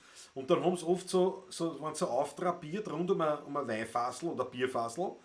Und da ist mit Kreide das seht ihr wirklich auf vielen alten Fotografien, mit Kreide aufgeschrieben, Paragraph 11.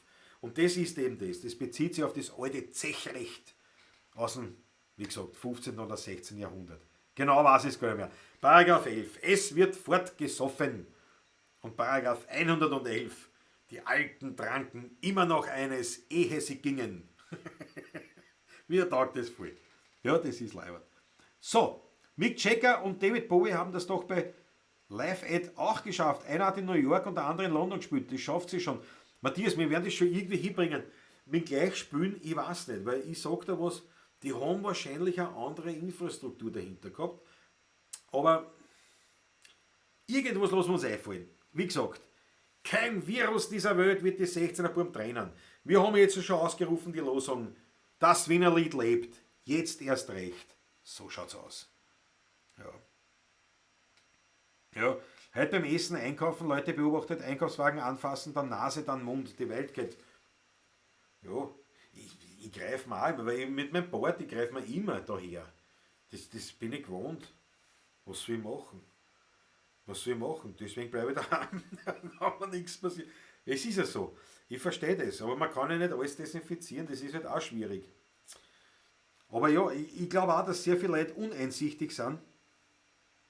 Moment, Entschuldigung, die Renate Platterer auf Facebook, Prost, lieber Steirer Klaus, bin nur kurz da. Na, wenn du nur kurz da bist, müssen wir gleich prosteln. Servus.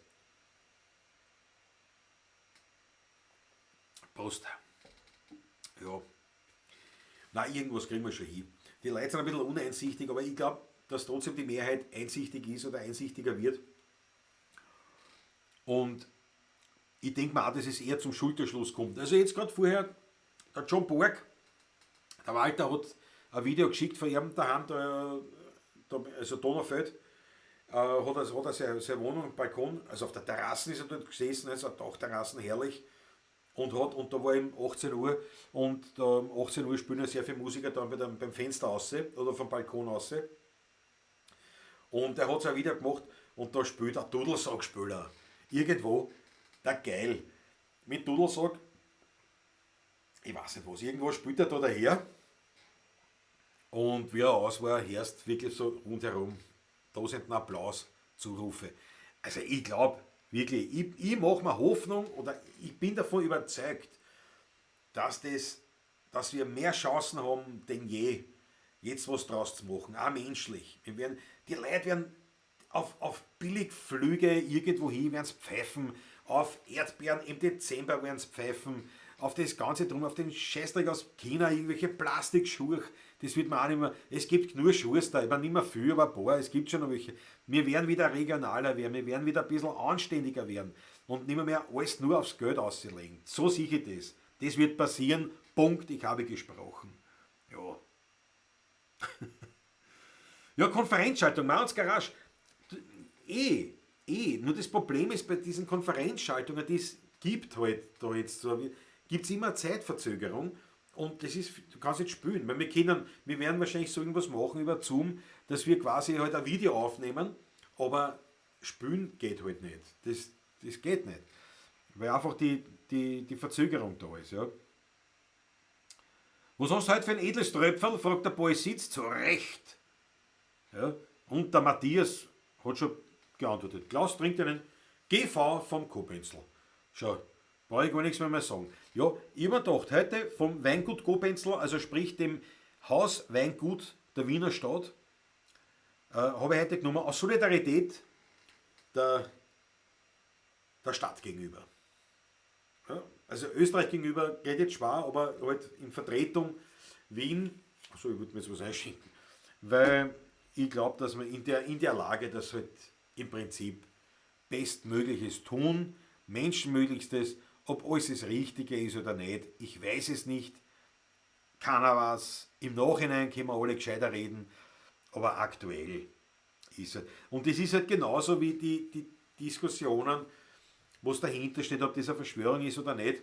Ich weiß es nicht. Ja. Ich will aber auch die Verschwörungen, die Verschwörungstheorien, ich will das auch nicht unterm Teppich kehren. Ich will nicht sagen, das stimmt nicht, das ist ein Blödsinn. Ich weiß es nicht.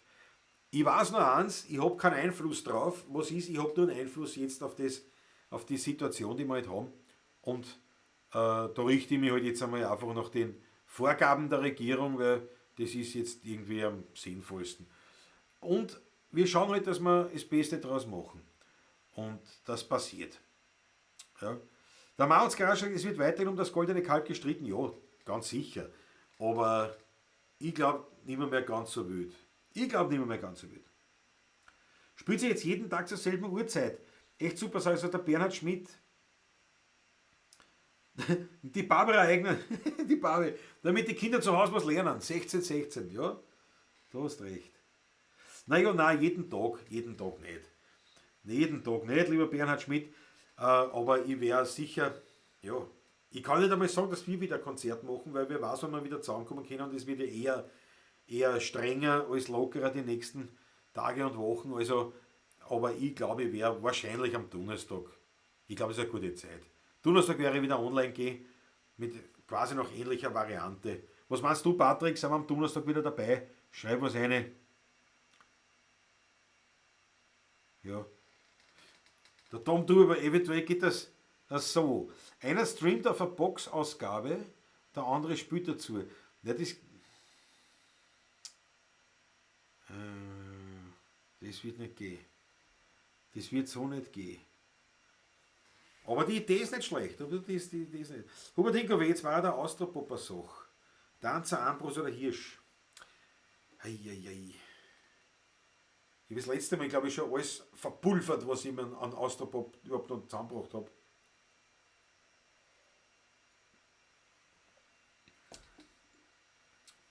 Ja, der Fritz Stadtkus, ich habe die Belagerung der Türken überstanden, übersteht auch das. Ja, ich weiß nicht. Bei den Türken, da haben wir den Sobjes gehabt. Und den Prinz Eugen. Da waren andere Größen dahinter. Nicht? Ich weiß nicht, wie das ist. Ja, aber warte mal.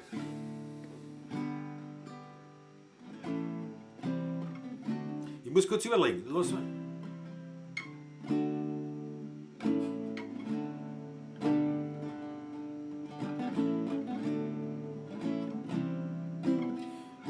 Wir haben es gleich. Donnerstag, Patrick sagt am Donnerstag, genau. Donnerstag machen wir wieder Live-Sendung. So, Donnerstag am Abend. 19 Uhr ist, glaube ich, eine gute Zeit.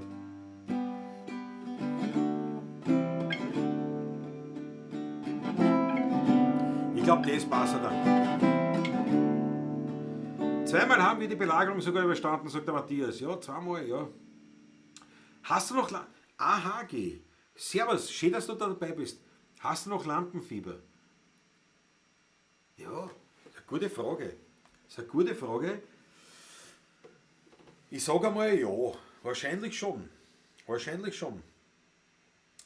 Es kommt immer sehr darauf an, wo, wann, wie ich spiele. Lampenfieber, oh ja. Ich habe es sicher, Ich kann da nicht sagen, wie es bei mir äußert. Aber, ja. Aber es ist nicht so, dass ich habe nicht das Gefühl, dass mich das jetzt belastet, nicht? Oder dass ich dann kurz davor bin. Aber ich merke das schon, dass ich ein bisschen unruhiger bin oder dass ich mehr schwitze. bei so größeren Veranstaltungen oder einfach eher ruhiger, ein bisschen länger davor unruhiger bin, sagen wir so. Wenn es dann kurz vor dem Auftritt ist, da bin ich meistens schon im Kampfmodus. Da ja. Auch wenn ich aus Norddeutschland bin, fast Dänemark, mag ich das Wienerlied, aber auch das plattdeutsche Kulturgut. Das Plattdeutsche, ne? Also, ja. Das Kulturgut, aber ich habe das gleiche Problem, fast wie wir, dass das verloren geht. Also wir haben zweimal gespielt in Hamburg, der Patrick und ich, und wir haben dort wirklich versucht, traditionelle Musik aufzutreiben. Das war ein Ding der Möglichkeit. Ja, das ist. Aber ja, auch das wird wieder. Na gut, pass auf. Schon langsam wachsen wir zusammen, kann ich nicht. Auswendig. Wurscht. Pass auf, was habe ich da sind jetzt ein paar Liederwünsche noch gekommen. Ja. Ein bisschen Lampenfieber braucht es für den Floh. Weiß ich gar nicht. Ich glaube, dass um das Thema Lampenfieber mehr, wie soll ich sagen, mehr Sturl gemacht wird, als wirklich dahinter ist. Der springende Punkt ist ja der, wenn ich, oder wie der Patrick dann immer sagen pflegt, das hüpfende Komma. Plattdeutsch, genau, da mal ausschaut. Es ist halt so, wenn natürlich was Großes vor einem steht, ja, ob das eine Prüfung ist, ob das ein Geschäftsabschluss ist, ob das die Geburt ist vom ersten Kind oder von einem Kind oder keine Ahnung was, dann ist man einfach nervös.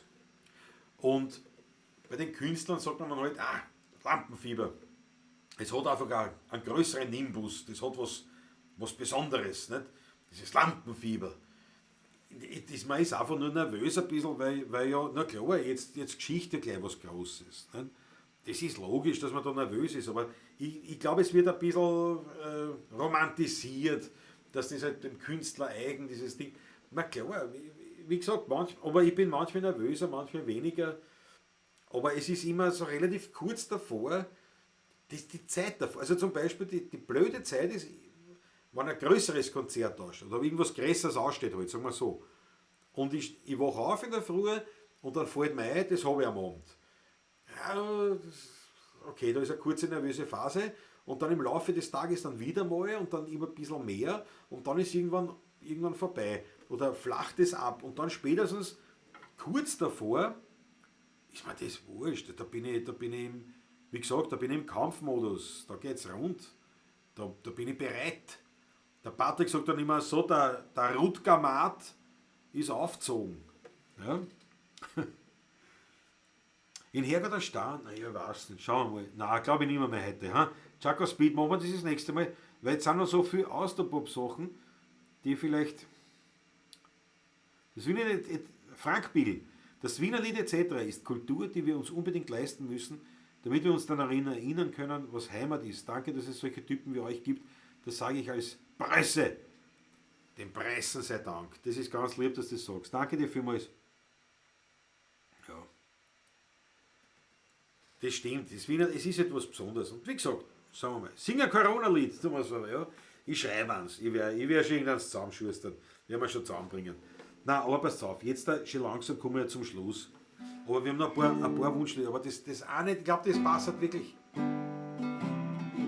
Das passt halt eigentlich, wenn wir ja sagen, wir sollen auf die Alten aufpassen. Ne? Und das ist auch ein Lied. Zonkoswelt. Begriff Lampenfieber könnte von der Bühnenbeleuchtung kommen. Ja? Aus der Zeit, wo es noch keine LEDs gab. Ja. Wie gesagt, ich habe das Lied, glaube ich, 20 Jahre nicht gespielt oder 15 Jahre nicht gespielt. Aber damals oft, vielleicht bringe ich es noch zusammen, gescheit. Ihr helft uns schon. Bei jedem Wege mit der Mutter noch am ersten Weg von daheim zu dir. Und du hast gesagt, sie ist allein, das musst verstehen. Alles vergeht, komm, trink ein Bier. hast du gemeint, das ganze Leben besteht aus Nehmen und viel mehr gehen. Worauf ich ausdenk, kosten in der Nacht ein paar tausend Schilling fladert ab. Zum Verputzen in der Diskothek ein paar Tage drauf, hast mich danach gefragt. Ich hab's bestritten, hysterisch blöd, dein Blick war traurig, dann hab ich geredet. Du hast nur gesagt, komm, lass mir's bleiben, Geld kann gar nie so wichtig sein. Wie du vom Krieg erzählt hast, wie du einen Russen haargenau gegenüber gestanden bist. Ihr habt euch gegenseitig einen Chick am Boden, die und vom Aufzug zittert vor lauter Schiss.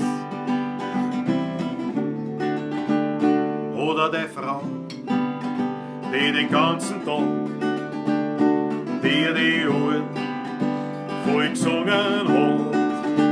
Du hast nur gesagt, ich hab sie gern, ich muss nicht alles, was sie sagt, immer hören. Großvater, kannst du nicht runterkommen auf einen schnellen Kaffee?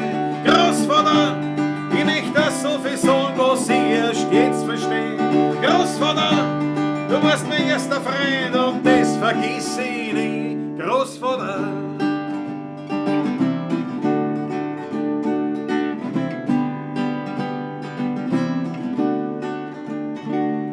Du warst kein Übermensch, hast auch nie so da, gerade deswegen war da irgendwie eine Kraft.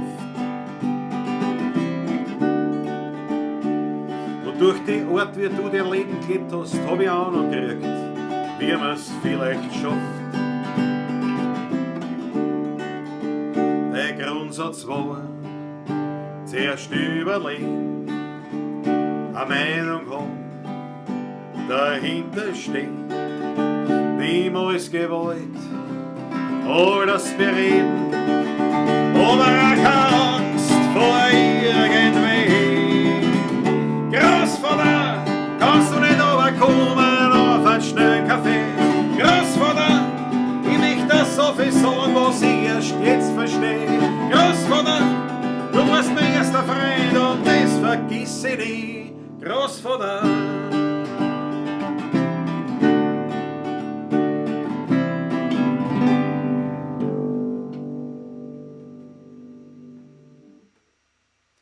So schaut's aus.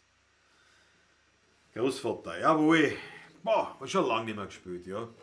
Aber das hat, so ist es auch wieder dazugekommen. Jawohl. Hubert, Dankeschön, genial, super. Ja, diese Austropop-Sachen natürlich.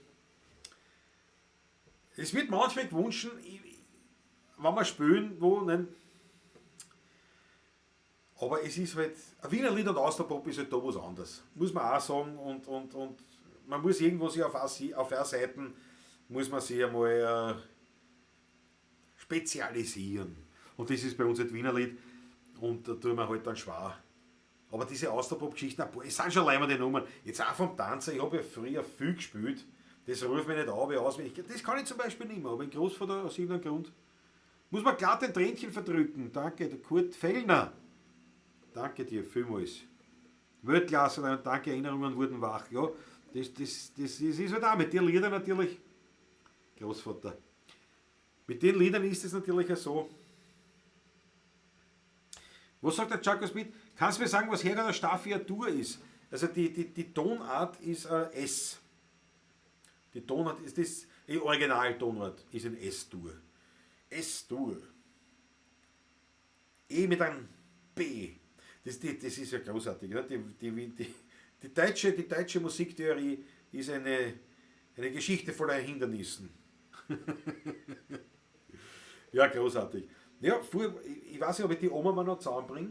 Die passt jetzt auch dazu, nicht? Wenn wir vom Großvater gesungen haben.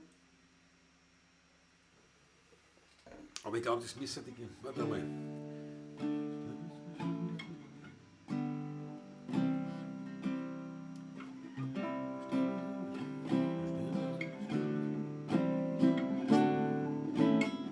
es gleich. Wir haben es gleich. Muss ich mal so.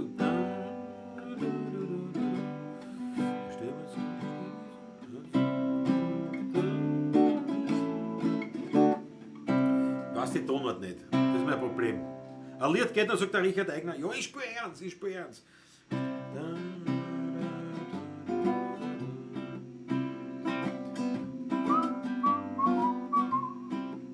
Stehen wir jetzt am Stammersdorfer Friedhof. Regnet tut's, die Füße, da mal schon weh. Der Pfarrer sagt, sie war ja so ein herzensguter Mensch. Und trotzdem fällt mir's Wahn halt so schwer. Die Oma ist nicht mehr.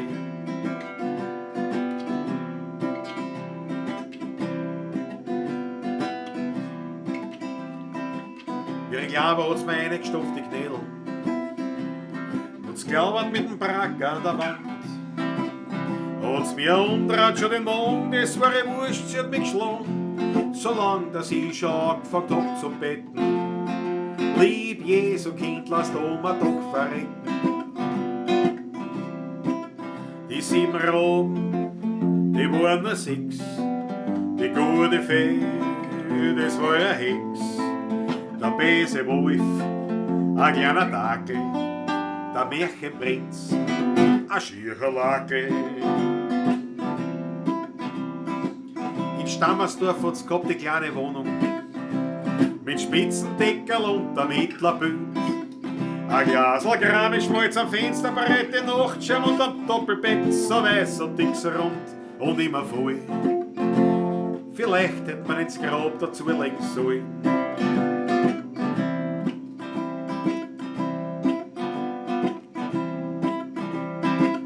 Einmal hab ich's gefragt, wo ist der Opa? Im Himmel auf einem Wickel spielt er Gein.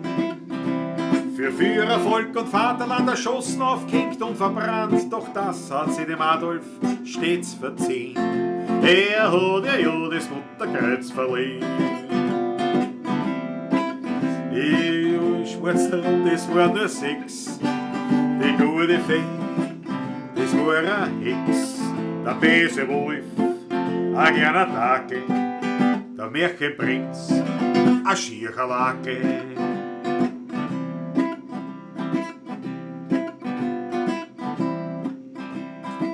In letzter Zeit da war es schon ein bisschen komisch. Die Alte war auf einmal wieder jung. Blödsinn, ich muss von vorne anfangen. In letzter Zeit da war es schon ein bisschen komisch. Das Kranischmalz ist gestanden unterm Bett. Der Spitzendeckel hat's verbrannt, den Hitler hat's am Bücher genannt, den Nachtschirm hat's platziert am Fensterbrett. Ganz Stammersdorf hat über sie schon geredet. Am Muttertag, da haben wir's für den Bruder.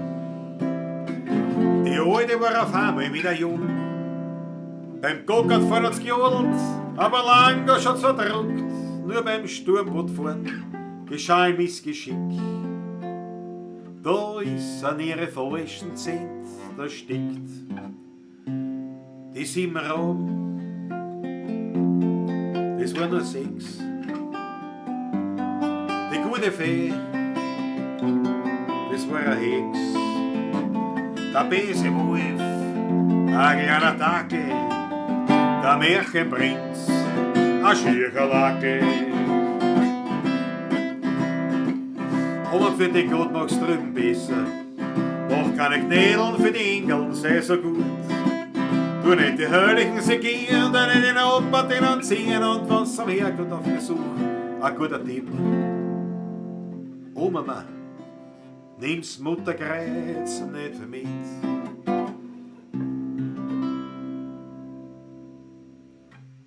Ha, schon ewig nicht gespielt, habe die Ehre. Da sage ich nichts mehr. Ich hoffe, es hat euch gefallen halbwegs.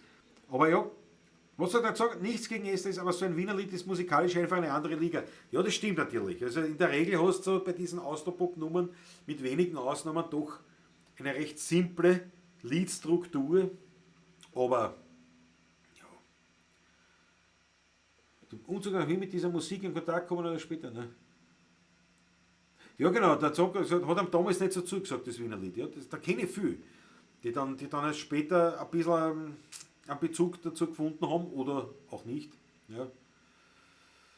Interpreten wie die 16 beim Machen ist vielleicht einfach einen Zugang zu finden, sagt der Divoro. Ja, das freut mich natürlich, wenn du das sagst. Danke vielmals. So, aber da kommen wir jetzt schon langsam zum Schluss. Da kommt der Applaus aus Facebook. Ich glaube, Instagram wird gar nicht mehr gehen. Ob TikTok nur aktiv ist, weiß ich gar nicht. Kann ich jetzt nicht sagen.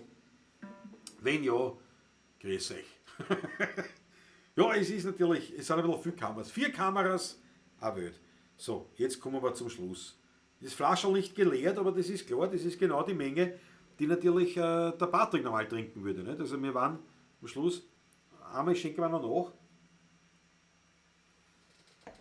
nach. Dann ist er warm, dann geht er in den Kühlschrank. Da fliegen auch die Herzen auf auf Facebook, dass ich das durchbringe. Es ist ein Wahnsinn, was ich da anspielt. Ein kleines Studio. Der Quarantäne-Köller im Donaufeld mit der Verbindung in die Außenwelt. Das ist eigentlich schon ein Reim, ne? Das ist ein Lied. Das könnte ein Lied werden. Der Quarantäne-Köller im Donaufeld kommuniziert mit der Außenwelt. Zugabe, sagen sie alle, Zugabe, ja. Was haben wir noch gehabt vorher? Wisst ihr, was ich spiele? Ich spiele keinen Blues. Das siehst du, beim nächsten Mal schaue ich, dass die Jazzgitarre stimmt oder das. Und zwar ein Blues, auch ein Wiener Lied quasi. Und zwar, obwohl das richtige hausgemachte Volksmusik auch herrlich ist, egal welches Bundesland. Django Speed, vollkommen richtig. Das merken wir auch immer wieder, wir haben ja oft gespielt, und das sind immer wieder mal so bei Volksmusikfestivals, wo also aus der ganzen Welt Volksmusiker zusammenkommen. Das ist ein Wahnsinn. Da kommen irgendwelche, keine Ahnung wo die herkommen, das Land habe ich noch nie gehört, dass es das überhaupt gibt. Die kommen da mit irgendwas und spielen und wir spielen und wir verstehen uns sofort. Also diese Volksmusik, es ist so wahnsinnig unterschiedlich, aber es ist vom Wesen her überall so gleich. Und das ist das Leibende.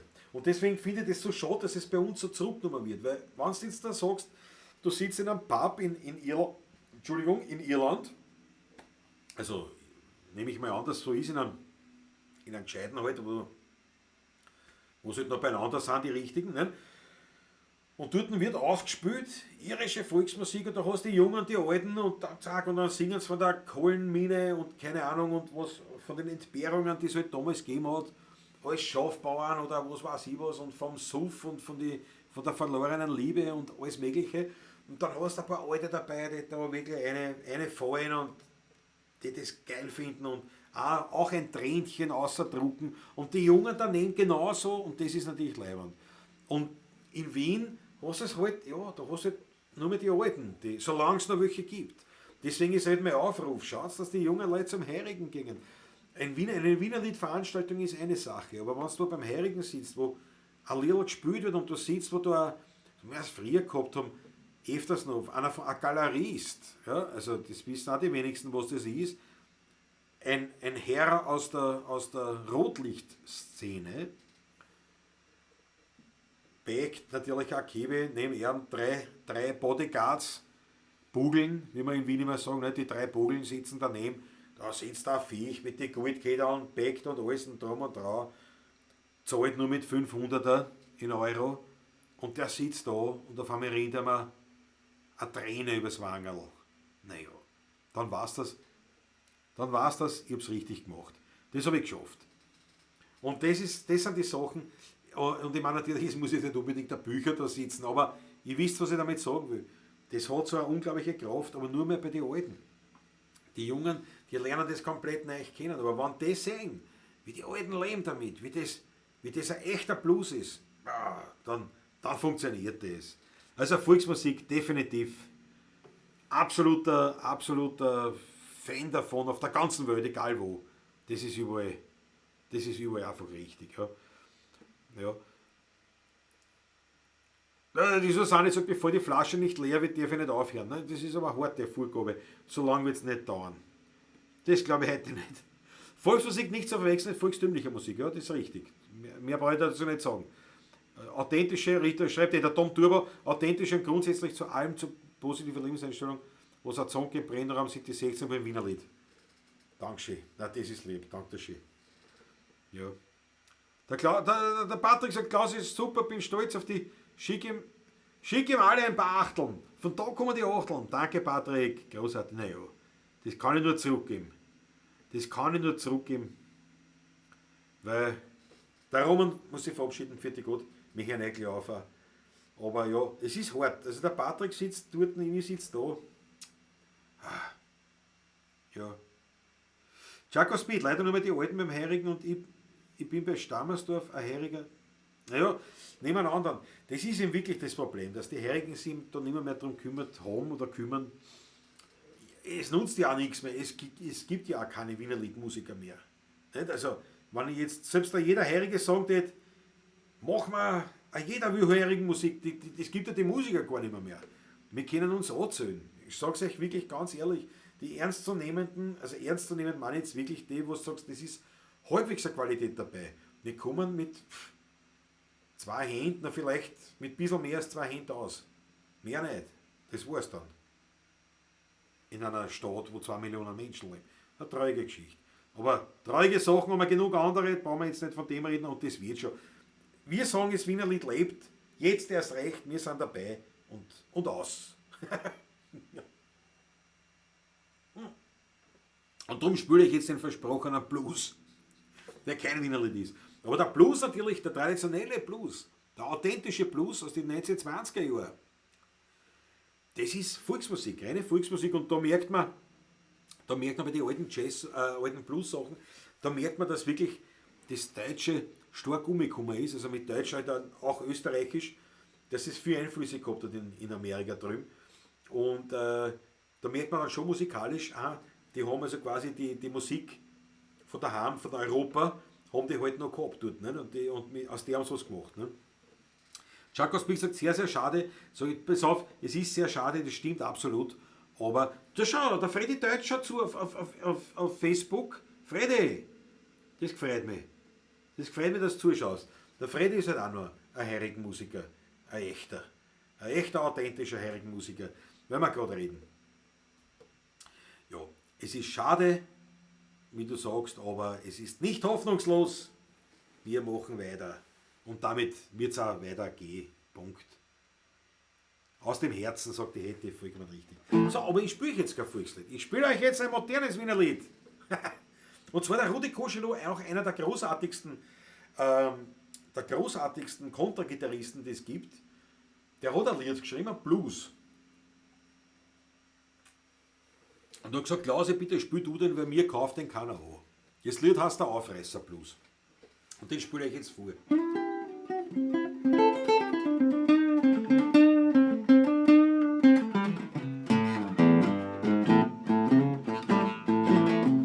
Das war noch nicht einmal das Vorspiel.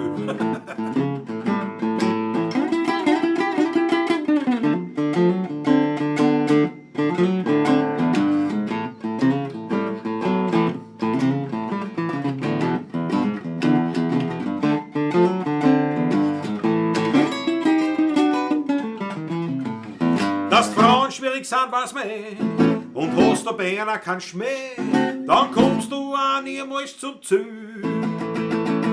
Schau, dann magst du das so wie ich, dann fliegt jeder gleich auf dich und singt bloß ganz lässig mit Gefühl.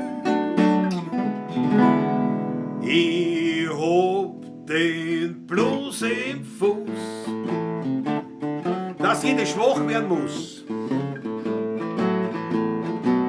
Ich hab den Rock in dem Bock, mit dem ich jede Lok bis zu mir nach Hause. Ich hab den Swing im Ding, mit dem ich jede bezwing.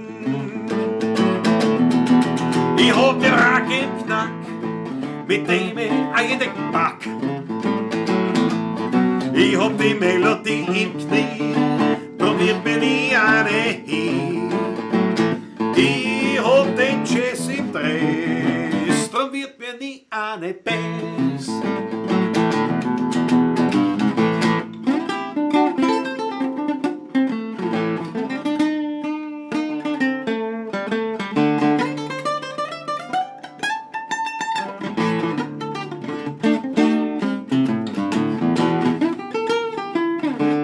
So anstrengend, ja. geht den Rot, wann ihm notwendig hat. Schau so, magst bei die Frauen anriss. Ich brauch dir nix erklären, du musst mir nur gut zuhören. Dann merkst du gleich wie lässig, dass das ist. Ich hab den Blues im Fuß, dass jeder schwach werden muss. Jetzt kommt's. Yeah. Ich hab den Rock in dem Bock, mit dem ich ja jede Lok, Dampflok, Diesellok, Elektrolok, ich hab den Swing im Ding, mit dem ich jeder bezwingt. Yeah! Ich hab den Rack im Knack, mit dem ich ja jede pack. Yeah! Ich hab die Melodie im Knie, da wird mir nie eine ich hab den Jazz im Dress, drum wird mir nie eine Bass.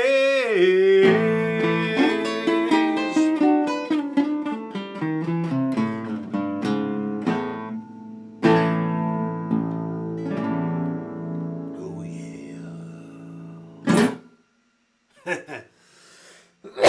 Ja, so ist Marat Josef. Da hab ich mich jetzt verausgabt, sag ich. Da hab ich mich jetzt verausgabt. Na, es überschlagen sich, da fliegen die Herzeln rein. Auf Facebook fliegen die Herzeln, da überschlagen sich die Achteln. Ein Wahnsinn, ein Wahnsinn. Ist Gott der Blues? Ein Wahnsinn. Kaiser Wimblus kannst du nein, den kann ich nicht. Der Richard Eigner, da die Boxen gleich lauter für die Nachbarn. Ja, das verstehe ich. Das verstehe ich. Denn da war. Da ist noch aus mir rausgekommen, der alte Rocker. Ich habe gespielt damals, also ich war ja ein Fan natürlich, ganz ein Roses, Metallica, Van Halen und alles. Ich habe als Jugendlicher natürlich die E-Gitarre gewürgt wie ein Böser und habe natürlich in der Schulband gespielt. Und das war halt natürlich eine Welt. Und es war leibend und das mag ich bis heute sehr. Aber ich sage euch ganz ehrlich, ich habe dann irgendwann erkannt, eben wirklich diese Kraft, die im Wienerli drinnen steckt. Und ich bin schon auch sehr, wie soll ich sagen, nur immer natürlich verbandelt mit der Rockmusik, auch mit der Popmusik oder eigentlich mit jedem. Mir gefällt ja Hip-Hop, wenn er gut ist. Mir gefallen viele Sachen. Aber ich bin dann einfach drauf gekommen, die Wurzel, auf der ich persönlich aufbauen will, meine musikalische Tätigkeit, oder mein musikalisches Verständnis, das ist im Wienerlied zu finden. Oder in der österreichischen Volksmusik, sagen wir es so. Ja, aber der sagt, was? Der Chuck was mit das auf einer Blues-Gitarre und einem Röhrenverstärker, ja. Röhrenverstärker habe ich nicht, der steht noch beim Oliver, beim Bruder von Patrick, der baut den Röhrenverstärker. Den habe ich noch nicht, aber auf der Blues-Gitarre, das machen wir sowieso. Das nächste Mal, wenn der Patrick und ich zusammenkommen bei der Sendung, versprochen, machen wir original. Eine wilde Partie. Patrick, bist dabei schon, nicht? Oh ja, ich glaube schon. Ja. Der Chuck hat Klaus, ich will ein Kind von dir. Jawohl, das gefällt mir. Das ist so das haben wir beim Heirigen halt nicht. Also Gruppis oder sowas, wo du sagst, ich will ein Kind von dir, das haben wir nicht. Bei uns ich sage immer so, beim Heirigen, es hat uns noch keiner Unterwäsche also kein Teenager hat uns Unterwäsche auf die Bühne geschmissen. Der Patrick hat einmal einen Rollator am Schädel gekriegt. Das war eigentlich alles, was da mit dem zu tun hat. Ja. Jetzt hat er das Gesicht, die Farbe von dem Hauberl. Ja, es war anstrengend, Harry Schnellerfonte. Pack's nicht glauben. So, jetzt komme ich zum Schluss. Bibi King von Wien. Hubert Inkhofer. Die Purple von mir, ja. Und waren wir beide in der Schulband, nur hat nicht dieselbe Schule. Ja, nein, in der Schulband, ich habe da wahnsinnig viel gelernt. Ich habe einen leibenden Musiklehrer gehabt und wir haben da irrsinnig viel gelernt. Und das war, ich kann mich an total wenig erinnern, was die Schule betrifft. Aber an eine Sache kann ich mich wirklich erinnern, wir waren's gestern gewesen, das war die allererste Probe.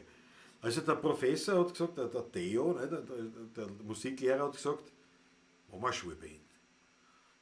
ist ja super. Nicht? Und wir treffen uns am so und so Fütten, halt in der Schule, im Musikkammer, gehen wir dort hin. Und der hat halt so aus den Klassen zusammengesucht, der Schlagzeuger, er hat den Bass gespielt, dann haben wir einen Keyboarder gehabt, ich auf der Gitarre, einen Sänger in Berne und der hat auch Saxophon gespielt. Und wir stehen dort, ich war 15 Jahre alt und ja, wir fangen aber mit einer leichten Geschichte an, keine Ahnung mehr, was das war. Es war auch wurscht, irgendeine Sache. Und wir fangen zum Spielen an. Ich meine Akkorde, der Schlagzeuger, der Bassist, der Lehrer, der Bernie fängt zum Singen an, der Keyboarder legt die Akkorde und das Ganze war eine Harmonie. Alle miteinander. Das werde ich nie vergessen. Das habe ich bis dahin nicht gehabt. Ich habe nun vielleicht mit einem zweiten, dass ich gesungen hätte oder sowas, aber eine Band, das hat zusammenpasst. Da hat einer Schlagzeug, Bass, Gitarre, Keyboard. Das war ein Erlebnis. Leider, das war geil. Das war wirklich geil. Und das weiß ich noch, wie wir uns gestern waren. Also das weiß ich wirklich noch. Und das war für mich damals auch so ein Moment, wo ich sage, bist du deppert, was hat Musik nicht für eine Kraft? Nicht nur Musik, wenn man es hört. Musik überhaupt. Musik. Es ist so ein Wahnsinn, was man mit Musik erleben kann. Also, ja. Patrick sagt auch, Schulband war großartig, war legendär. Wir haben das Konzert gegeben, das erste, und dann nachher hat es ein Verbot gegeben für die Schüler, das auf die Sesseln aufhupfen und so weiter. Wir haben da wirklich, und das war eine Zeit, das kennen die Jungen ja gar nicht. Da hat man nicht mit dem Handy-Licht, da hat man gar kein Handy gehabt. Da hat man noch mit dem Feuerzeug hat man noch Licht gemacht. Da hat man zu einem Konzert 3-4 Feuerzeuge einstecken gehabt. Die hat man gewusst, die braucht man nicht zum Rauchen, die braucht man zum Verbrenner, das Gas. Live. Super, das waren Weltzeiten. Ja, das waren wirklich Weltzeiten. Und dann natürlich ein Schulband-Revival, nein, weiß ich nicht. Das glaube ich nicht. Das glaube ich nicht. In der Schulband hat der Soberl mitgespielt, jetzt Frontmann Wiener Wahnsinn und der Sheriff am Keyboard. Harry Schneller Fonte, das hast du mir immer erzählt, dass du mit Soberl gespielt hast, ja. Ja, wir haben da also mit der Rockgitarre, das waren schon tolle Sachen. Dire Straits und so Geschichten. Wir haben auch gute Sachen gespielt. Und dann habe ich parallel dort irgendwo dann so, das war so der Einstieg. Das war halt das, wo ich als junger Mensch geködert wurde für die Musik. Das war halt natürlich die Rockmusik. Und dann ist gekommen, das war über ein Freund, der leider schon gestorben ist. Der Kase. Und der hat so, und mir hat das immer gefallen, so Hans-Moser-Filme und so Geschichten. So die alten Schlager, das hat mir immer taugt. Und der Kasi hat mich so ein bisschen zum Wienerlied, so die Spitzbuben gebracht und zum Wienerlied. Und auf einmal habe ich mich entdeckt, wie ich so in dieser Wienerlied-Ecken mich total wohlfühle. So ist das halt passiert. Ja. Bei uns haben sie einen Saal demoliert, sagt der Günther Erich Russell. Ja, na, bei uns auch. Und da muss ich dann das Verbot gekriegt, dass die Leute auf die Sesseln aufsteigen. Das ist halt ja. Lang ist her. Aber es waren schon legendäre Sachen. So, meine Herrschaften, ich bin wahnsinnig über der Zeit. Ich meine, das kann ich eigentlich so nicht sagen, weil ich habe eigentlich keine Zeit ausgemacht, aber wir sind bei fast einer Dreiviertelstunde. Ich werde jetzt die Schlussnummer machen und ich glaube, jetzt reicht es dann. Falls wer von euch sagt, das war leibend, das hat mir taugt, das ist eine super Sache, die will die 16er unterstützen. Ich sage es nochmal, es gibt die Möglichkeiten, uns was zu überweisen oder über PayPal, es ist eingeblendet oder ihr seht es in der Beschreibung oder ihr kauft uns CDs oder Leiberln oder was auch immer. Wir freuen uns drüber, aber ja, wenn nicht, macht es auch nichts. Ich freue mich doppelt dreifach, dass ihr dabei wart, dass ihr mitgemacht habt. Und Entschuldigung, jetzt wollte ich das schön im Schlusswort, aber jetzt lese ich gerade vom Harry Schneller von dem Mitternachtseinlage Schulball, ich blunzenfett gegrillt.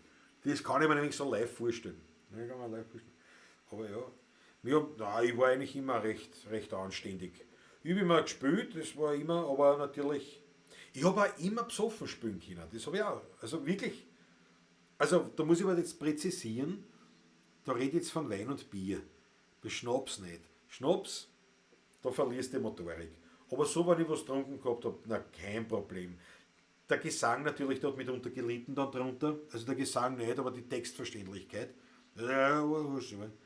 So. Wie gesagt, jetzt komme ich zum Schluss. Danke, Klaus, dass du mich mit deinem Auftritt aus dem Alltag herausgeholt hast. Matthias, Mariacha, ich danke dir. Ich hoffe, und ich würde mich freuen, wenn du unseren Kanal abonnierst und das weiter sagst. Wenn es dir gefallen hat, sag's bitte weiter. Wir müssen zusammenhalten, wir müssen uns vernetzen und ich halte mich da wirklich an diese alte Regel, die es früher immer gegeben hat. Empfehlen Sie uns bitte weiter. Und das würde mich freuen, wenn du das machst. Ihr alle macht's. Wie gesagt, wenn es vielleicht einen oder anderen Obolus bei uns liegen lassen, der jetzt war allein statt ein Kerl sozusagen, das muss keine große Summe sein, es muss auch gar keine sein. Ich bin kein BS oder sonst wie, wenn es nicht so ist. Ganz im Gegenteil. Wir wollen einfach zusammenhalten miteinander. Und ich freue mich, und es ist fix, am Donnerstag machen wir wieder ein Konzert, oder ich fürchte ich alleine, aber mit Patrick an der anderen Schnur. In diesem Sinne, was spiele ich jetzt zum Abschluss? Ja, was mache ich jetzt zum Abschluss? Matthias Mariacha, Dankeschön, schon erledigt. Der Franz meinte, ich habe dazwischen über eine Stunde telefoniert, ich habe noch nicht genug. Nee, jetzt bist du wahnsinnig. Du kannst nicht telefonieren während dem Kulturprogramm. Das ist ja, die Eme Weinhaus hat das nicht gekannt, ja. Ja, die war arm. Die war echt arm. Die ist verharzt worden. Ne? Und dann natürlich durch Drogen und Wein.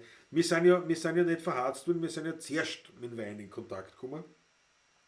Und erst in weiterer Folge dann musikalisch tätig. Daher war das nicht so tragisch wie jetzt bei den anderen Künstlern, die da zusammengekommen sind. Ja. Na okay, der Zims 66, oh Mann, schon wieder erst zum Schluss eingeschaltet. Ja, es tut mir leid, aber ich kann es nicht wiederholen, das Ganze. Aber ich freue mich, dass du da bist. Meine Herrschaften, ich glaube, das passt zum Abschluss. Ein Georg-Tanzer.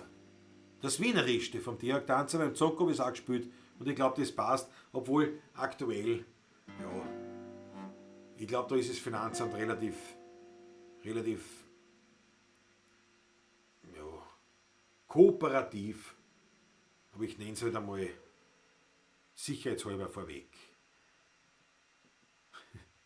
Ich bring mich um, ich hab genug. Die ganze Steuerzahlerei ist ein Betrug. Ich bring mich um, ich mach ein End. Da vorher schreibe ich noch ganz geschwind mein Testament. Mein Hirn, das kriegt die Polizei, weil die hat eh keins und die nimmt es sicher gleich. Den Körper schenke ich der Medizin. Und nur mein Arschloch kriegt's Finanzamt Wien. Das, glaube ich, passt als Schlussnummer. Das können wir so stehen lassen. Dickes Puzzle, Dankeschön, dass ihr dabei wart. Ich hoffe, wir sehen uns am Donnerstag wieder, wenn es weitergeht. Und haltet uns die Daumen, dass wir bald wieder gemeinsam auftreten können, der Patrick und ich. Alles Liebe, eure 16er Buben. Viert euch, Baba. Servus.